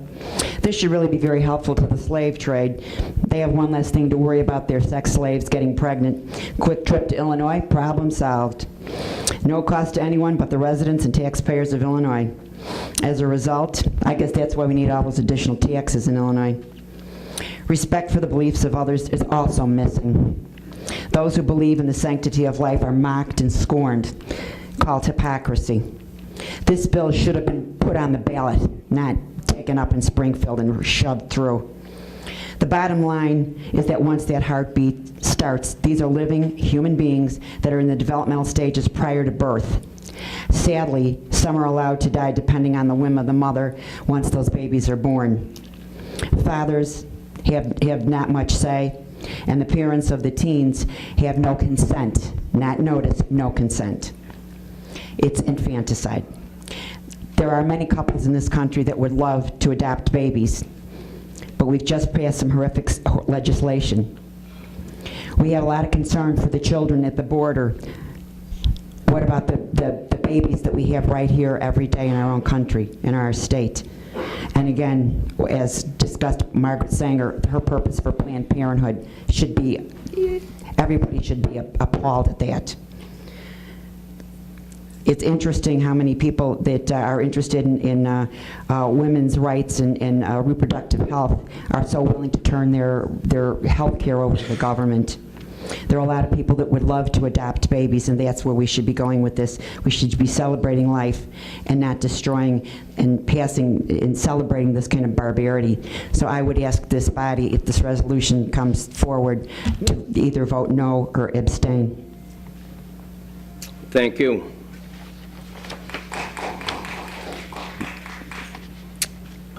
Next up is, after Ms. Ropo, is Terry Jones.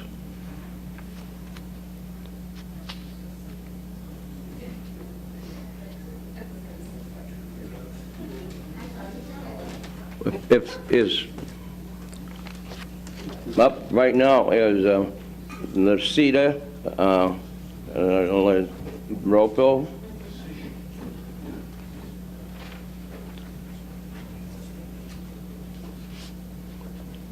State your name at the... Yes, my name is Letitia Ropo, and I'm from Homer Glen. Thank you for having me. And thank you to all of our parents, both living and deceased, because otherwise none of us would be here. So let me begin. Thomas Edison, and this is in no special order. Thomas Edison, Celine Dion, John F. Kennedy, Mozart, Martin Luther King, Mother Teresa. There's a whole bunch more, but for now, we'll just use them as an example. They were the 7th child. Another one was the 14th child. Another one was the 2nd out of 9. Another one, 3rd out of 6. 2 out of 3. 3 out of 3. They were allowed to live. And you all recognize those names, I'm sure. And they gave tremendous contributions to our world. I'll mention a few more. But these other ones come from families that are unstable, alcohol, drugs, poverty, up and down poverty. Some were adopted, some were given away. They came from troubled homes, and yet they were allowed to live. Oprah Winfrey, Beethoven, Mozart again, Justin Bieber, Wendy Thomas from the Wendy's restaurant chain, Steve Jobs. You've recognized those names as well. They were allowed to live. There are many, as I started looking up these names, there's many, many more historical figures that gave a significant contribution to our world, to our country, or even to this little group right here. When we allow our children to live, you don't know where the next future great statesman, inventor, entertainer, business person, or simply just one of us who's going to take care of our parents or the next generation, or the hospitals, or the nursing homes, and it goes on and on. We are all important. Therefore, we are all allowed to live. All children are allowed to live. It is not up to us. It is said that we don't control taxes or death. I'd like to say we don't control also life or the weather. It is not up to us. Since when has the United States of America lived in fear? We have never lived in fear. Ever since this country was put together, it never lived in fear. Fear doesn't conquer anything or accomplishes anything. And we're telling all our young mothers that, oh, you can't have a baby because you can't go to school, or another family that we don't have the money for it, or it's just too much work. That's called fear. We don't need to live in fear because there's plenty of us to help those that are in doubt or are afraid. Turn that fear into courage, establish courage. Turn that fear into character and integrity. No, we're a civilized society. I don't want to go back to the age of barbarians and savages. That's not us anymore. So we don't belong there. We need to move our society forward. And everybody has a right to live in this society. So I encourage everyone, please, all children are important, whether they're here or not, whether they're born or not, whether they're sick or not. It makes us all better people that we can help others. Thank you. Thank you.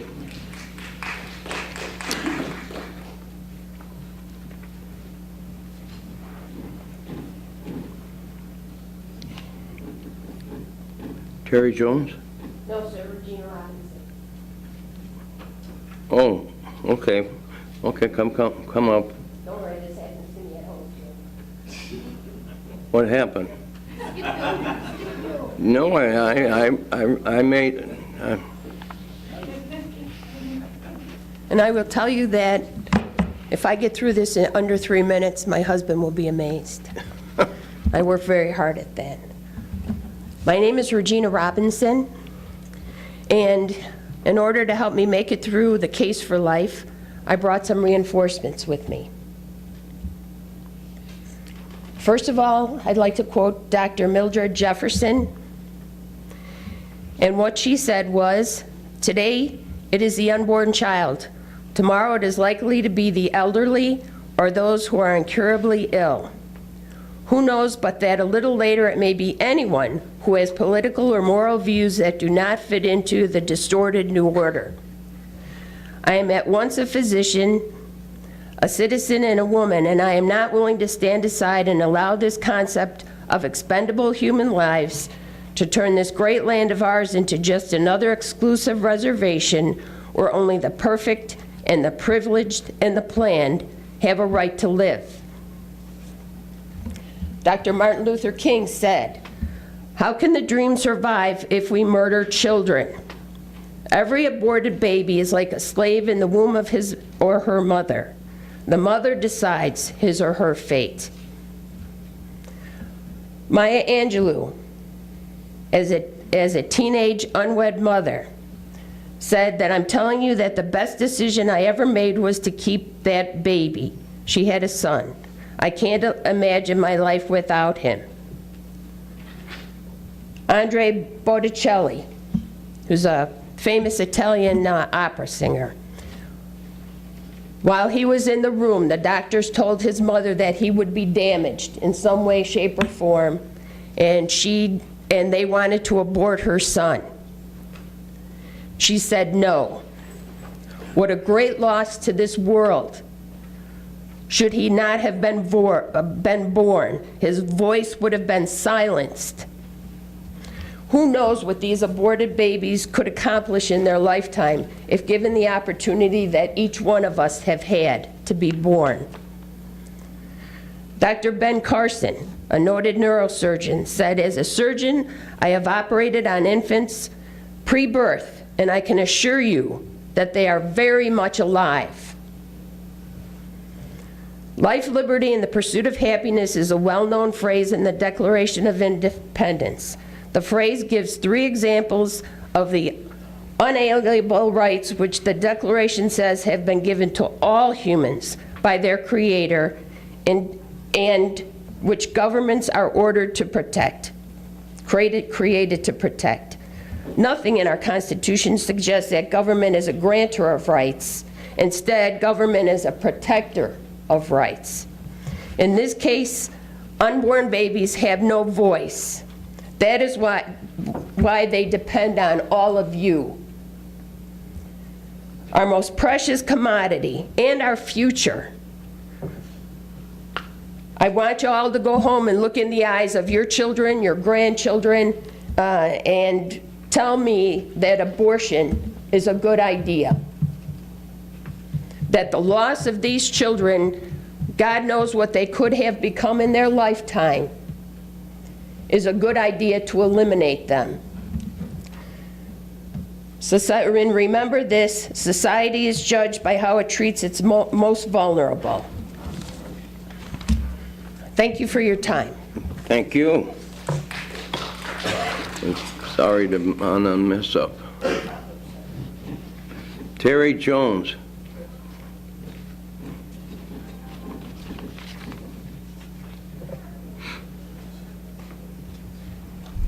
Good afternoon. My name is Terry Jones. I'm from Homer Glen, and I work in the crisis pregnancy industry, and I feel like I have some insight that I would like to share with you. And the first thing I want to say is, us pro-lifers are merciful and compassionate and loving to all women. We counsel post-abortive women at my place of work, and I want to tell you, they are in crisis. They need mercy and compassion, and they need to heal. So we are not judging them. We are not judging what has happened to them. Over 90% of them tell us they didn't have a choice. They didn't have a choice. They didn't know there was other people there to support them. We are there to support them. And I want to be clear, I know that woman who spoke earlier was very passionate, and I wish she was here because I would love to invite her to our center and talk to the counselors about what the clients are telling us when they come back for post-abortive counseling. And when they come to us, we do not facilitate or refer for abortions. We do not perform abortions at our clinic, but it's legal in Illinois.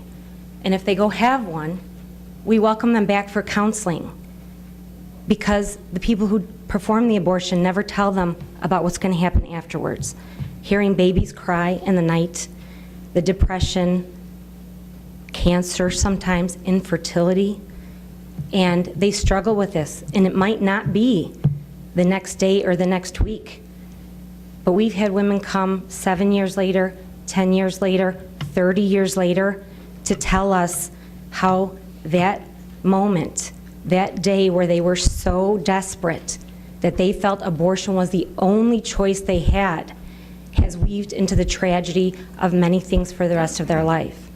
There is a ripple effect in our society, and I do have to address when she said these after-birth abortions don't take place.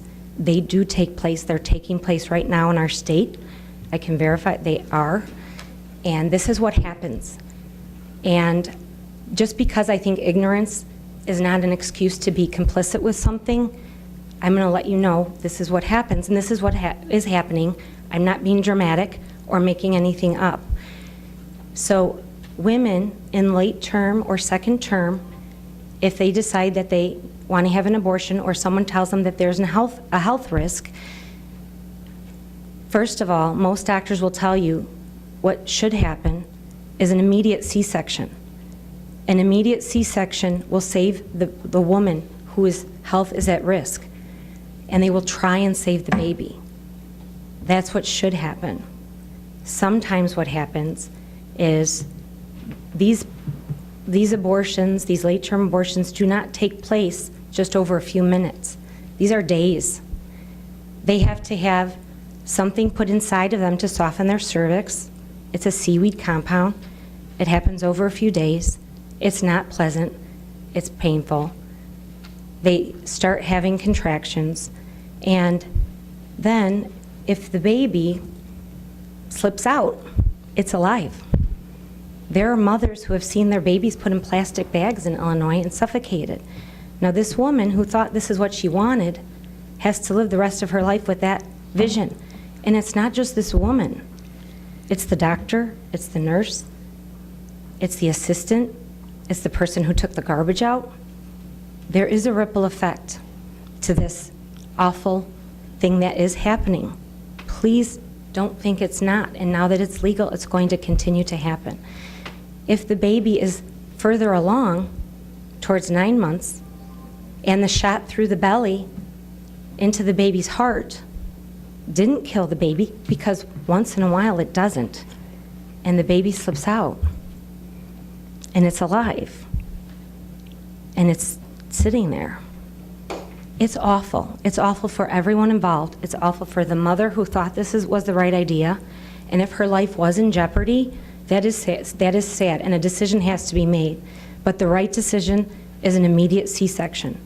Now, if the doctor tells the mother that your child is severely deformed or going to be handicapped or something to that effect, again, sometimes the C-section is a good way that the baby does not have to go through the process of labor, which, like a spina bifida child, that would hurt the spine more. But the other thing is, so if a C-section wouldn't help, why doesn't that child deserve to have a few minutes of love for the short time that they're alive on this earth? And what no one talks about in the media are, there are wonderful organizations of families waiting to adopt children with disabilities and handicaps. There are families waiting. So if a mother feels like it's just too much for her to bear, the severely deformed child, there are families there. But we also need to think that child may live for a few minutes, and why wouldn't that child deserve love instead of being dismembered? So let's think about the ripple effect of all the people involved. Let's show mercy and compassion towards the women who feel like this is their only choice. And if you are pro-choice, how about supporting the women who choose to keep their baby, and those centers like my own who support them with diapers and rent and electric, and we help them with cribs and height chairs and things like that. We don't talk about helping. If you want to help women, help all the women. There are women choosing to keep their baby who also need support. And think about the ripple effect. The dismemberment, because if it doesn't slip out, the baby is dismembered. And someone has to count those body parts in the back room. And the incidence of alcoholism, divorce, suicide, and depression for those people is very high. So this does affect us as a society. It affects all of us. Because you may know someone who has had that experience and who hasn't said anything. So let's try and remember that this is happening. And now that you know what happens, being complicit in it isn't right. And just because our state has this law, our state doesn't get it right a lot of the time. We are hurting women. The women who come to us for post-abortive counseling are hurting, and they need healing, and they need mercy, and they need compassion.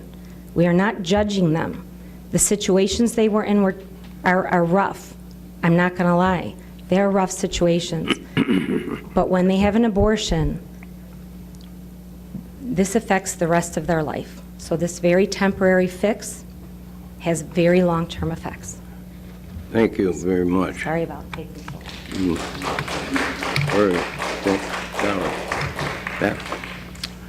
Anybody else that didn't sign that want to speak? Seeing none. Comments on the county board members, by county board members. Mr. Balich. Yeah, I want to thank all the people that came to speak in open forum. And, I just want to say that I was kind of surprised that our proclamation that we wrote for after-birth abortion was not allowed to be read. And I'm sure that's part of the reason people are upset. I mean, if you go to the people that live in your districts and you ask them, do you think it's okay to kill babies after they're born? How many people in your district are going to say, sure, go ahead, what the hell? Most people think it's disgusting. Most people can't even believe it's allowed. And when I said before about Christ Hospital, back in the early 2000s, I never even dreamt.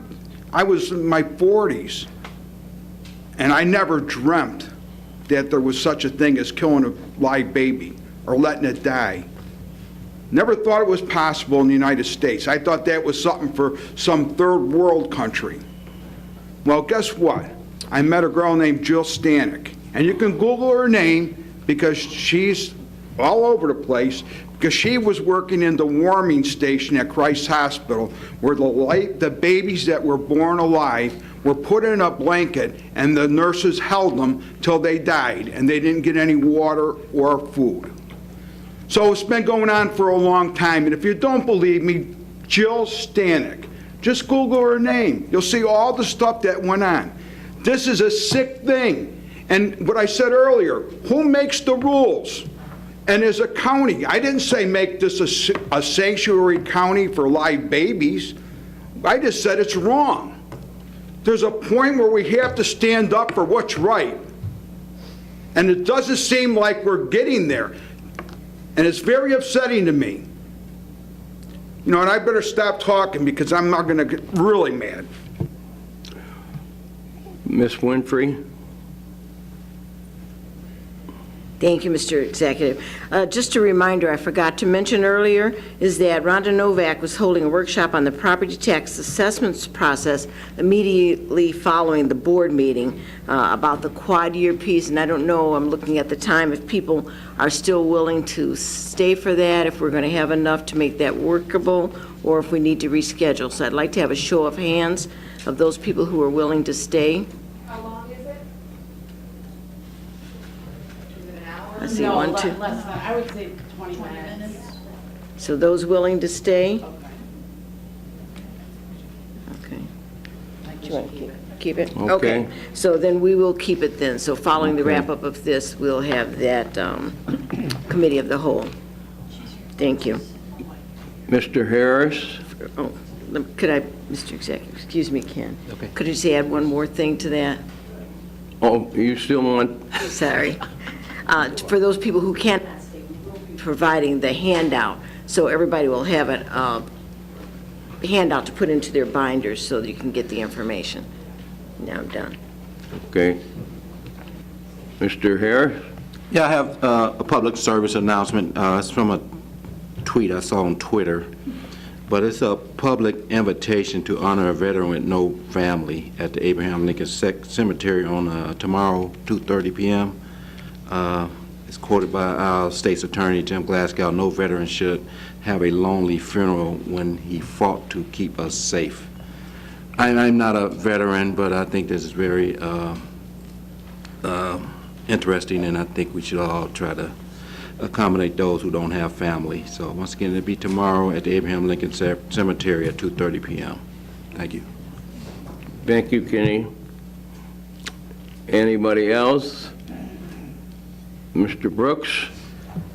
Mr. Executive, on last week, one of Joliet City icons passed away in a person of Bishop Robert Sanders, and I turned my light on to say thank you to the Will County Sheriff Department. For 2 days, they had a memorial for him on the far south side of Joliet Incorporated. Over 2,000 people per day tried to get into that facility, and the Will County Sheriff really stepped up to the plate and helped with the grid, the traffic grid there. So I just want to say kudos to our Will County Sheriff and Mike Kelly for responding in very short notice and helping us get out of that tough parking place. Thank you. Thank you. Thanks. Anyone want in? Any?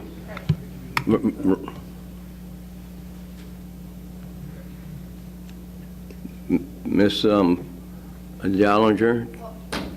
Oh. She's pointing to Mrs. Oh, Miss Fritz? Okay. Thank you. I think it's really sad.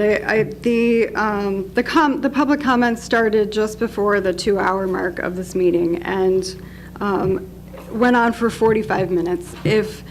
I just think it's really sad that we have to listen to graphic details about how abortions are performed, and we have to hear these testimonies for 45 minutes, and it's really sad to me, and I wish that were not the state of things. Thank you. Ms. Dollinger? It's just a little reminder to everybody. I think in your emails, you should have gotten something from the MAP Collaborative, and it's really asking for your input on the health of our county, kind of wrapping up a lot of the things and issues that you might be feeling about the state of the county, and it's looking at the themes and the strengths. So I do ask that you fill that out and make sure you return that and then share it with maybe your constituents and have them, more input we get, the better look of what we can get about our county. So thank you. Thank you. Ms. Ogala? Thank you. I just wanted to thank everyone who came to speak today. I want to thank everyone who remembered to wear blue, designating July as Keep All Babies Born Alive, Protect the Lives of All Babies Born Alive. Abortion is a very serious thing, and there are different reasons a woman chooses to do it. If it's a health reason or something, or detrimental, that can be sometimes understood, but the way the abortion works is that anybody can get an abortion at any time. And my son, his girlfriend, at 22 weeks decided that she was going to abort twins, a boy and a girl. This was on December 20th last year. So here we are looking forward to celebrating Christmas with family. My son was coming in from the Navy, and now we're at the hospital because she decided halfway through the procedure to change her mind. She told the doctor who was performing it at this clinic in Chicago that after they inserted the first, whatever it is, and she felt the babies move, that she wanted to stop. The doctor said I couldn't, so he continued, and then when the next doctor came in, he said, well, you could have stopped. So then she was rushed to the hospital, and at that point, both embryonic sacs were punctured. There was no way to save the babies at that point, and at 22 weeks, that's really too soon to be saved. So unfortunately, instead of going to the airport to pick up my son who was coming in from the Navy, I was with my other son at the hospital. So it's not just impacting the woman who makes this choice, because my son was prepared to parent those children. My son was prepared, we were prepared, her mother was prepared. But the girl was not properly counseled. They asked her just a few simple questions. She was not in the right state of mind when she went in to do this. And that is where things become desperate. And that's why the women end up at the clinic that that last lady spoke at. And the reason why everyone is speaking is because it just seems to be so flippin' easy because you say it's a procedure, just like you're going to get your teeth done. And it isn't a procedure. It's a long, drawn-out process that takes several days at that point of the abortion to happen. And that's why everyone, and we know we don't vote on this here, but we simply wanted a proclamation to protect the lives of all babies born alive, because there are lots of people who adopt children. My 3 children are adopted. This is something that we overlook, and we need to really look at helping women not get pregnant. That's the point. They should not get pregnant first. There's so many ways to prevent it. We need to have better conversations about that and more serious talks about what happens when you do have an abortion. And I have quite a few friends, unfortunately, did choose abortion when they were young, and they still cry about it today. So people came because they wanted to have a voice, because they felt they didn't have a voice in Springfield. So I thank you all for listening. I thank you all for coming. I thank you for wearing blue, and I thank the support of those here who support this as well. Thank you. Mr. Rowley, Thank you, Mr. Chairman. I just want to say thank you that we are in a body here, that we could discuss these hard issues. Obviously, this last hour has been pretty tough. I want to thank you that we have the freedom on both sides to have a discussion, and I think all too often we don't. So I also want to thank my colleagues that even if they disagree with me or I disagree with them, could move forward and be civil and understand that this issue is bigger than any of us. But yet we saw, some heartfelt things on both sides of the argument today. What I do want to point out is the incivility that occurred last time, and it was members in this chamber here.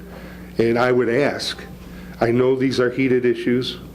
I know that sometimes we talk about uncomfortable things. Sometimes we're on two sides of the equation. But let's have some civility with each other, because that's when dialogue takes place, regardless. I do, I do want to say that I do appreciate that we can have these discussions in this open forum. So understand the implications of the language within legislation. I would say, instead of believing one side or the other, go and look at the legislation yourself. Compare it against what's been done in the past when you get lawyers involved in the implications of these words in this legislation, because there's a reason for it. So with that, I just want to thank some of you, most of you, for being open and honest and allowing dialogue. Thank you, Tim. Any other board members want the floor? No. Now move on to our majority leader, Mr. Ferry. Thank you very much, Mr. Executive. Good afternoon, everybody. I'd first like to open up with a reminder that there's a blood drive at the Rialto Square Theater. By donating blood, you'll help kids battling cancer, accident victims, and patients fighting life-threatening conditions. Every 2 seconds, someone in the United States needs blood. Wednesday, July 24th, make a difference in the lives of others. July 24th from 1 to 7 p.m. Add that to your calendar if you can. Rialto Square Theater, 102 North Chicago Street, Joliet. And now, first of all, I'd like to, aside after our commercial there, I'd like to acknowledge the most senior employee of the county, Deborah Alexander, 47 years and 9 months. Wow. I had all I could do to make 24 years before I retired. But 47 years, that is really a lifetime on the job. And then one other main thing. Welcome my new colleague, Margaret Tyson, once again.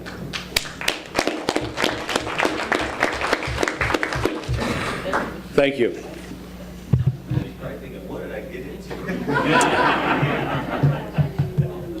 Next up, Minority Leader, Mr. Frislow. Good afternoon, Will County. I don't usually get to say that. I too would like to thank our speakers today. I think they were well prepared. They brought up good points, and I didn't hear a lot of it because all I do is think about my grandkids when they start talking. But thank you for coming today. I'd also like you to ask everybody to say a prayer for Ray's employee who was in a horrific accident 3 weeks ago, but sounds like he's on the mend. And so, you know, it's upset, obviously, the life of the individual and his family, but it's certainly upset Ray as well. Now for some good news. You know, we've talked about the Cadillac tax the last couple of years, and at NACO last year I was able to reintroduce that at the Finance Committee meeting. This year I didn't have to reintroduce it. We just voted on it and passed the resolution to help repeal that. Minutes ago, the House voted to repeal the Cadillac tax, and it looks like there's at least 42 sponsors on both sides of the aisle in the Senate. So as soon as they get the details worked out, it looks like that will get repealed. That, you know, would have cost the county between $1 million to $1.5 million a year based on the tax program we had. It was supposed to go in effect in 2022. So hopefully that's some good news that'll be repealed real soon. And finally, 50 years ago tomorrow, Neil Armstrong took his first steps on the moon. And I, like many my age, remember sitting glued to the black and white picture on the TV and just sitting there going, how did they do it?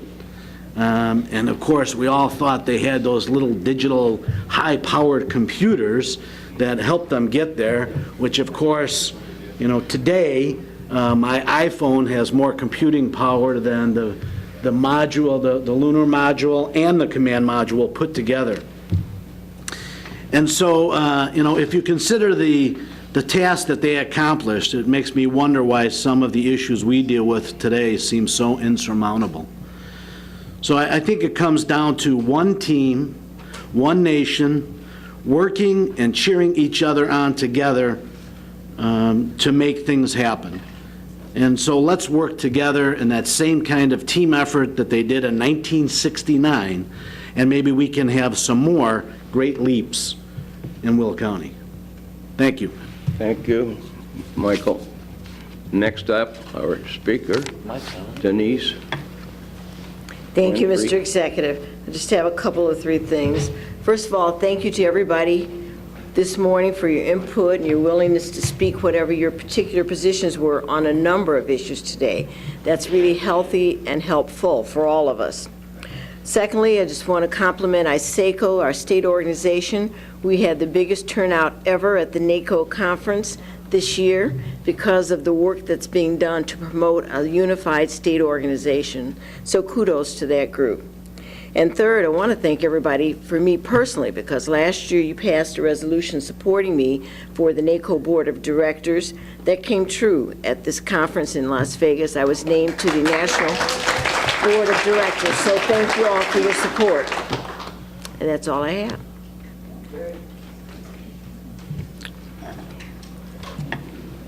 Seeing no more business? What? Oh, yeah, absolutely. I apologize, I wouldn't have done it at the end like this, except I was out in the hallway on the phone. The League of Extraordinary Canines that I've talked to you about, we've got the ASPCA coming in on the 30th, 31st, and 1st. And we just took 2 dogs in, one who is seriously injured, and they're asking me to make a call whether to put the dog down. So I was able to get on the phone with one of the rescue groups that I've made friends with now, and they're on their way over there now to see if there's any possibility of saving the dog's life. So, and sadly, this was reported by utility workers. These dogs were horribly abused. There's got to be other people that saw that, and no one called. Okay? So once we get the symbiotic relationship going from the pet owners all the way up through law enforcement, everybody talking to everybody, not being afraid to call something in, and then everybody trained to know what to do with the information when they get it, so then when I get it, I can prove it in court. So if you know anybody that wants to come to this training that's involved in this area, please let them know about it. I'm going to be on the phone with the police chiefs to make sure we get enough of the police officers there because they're critical. And then lastly, we need cooks for men who cook. But thank you. Thank you, Jim. So, we will stand at recess until Thursday, August 15, at 9:30 in the morning.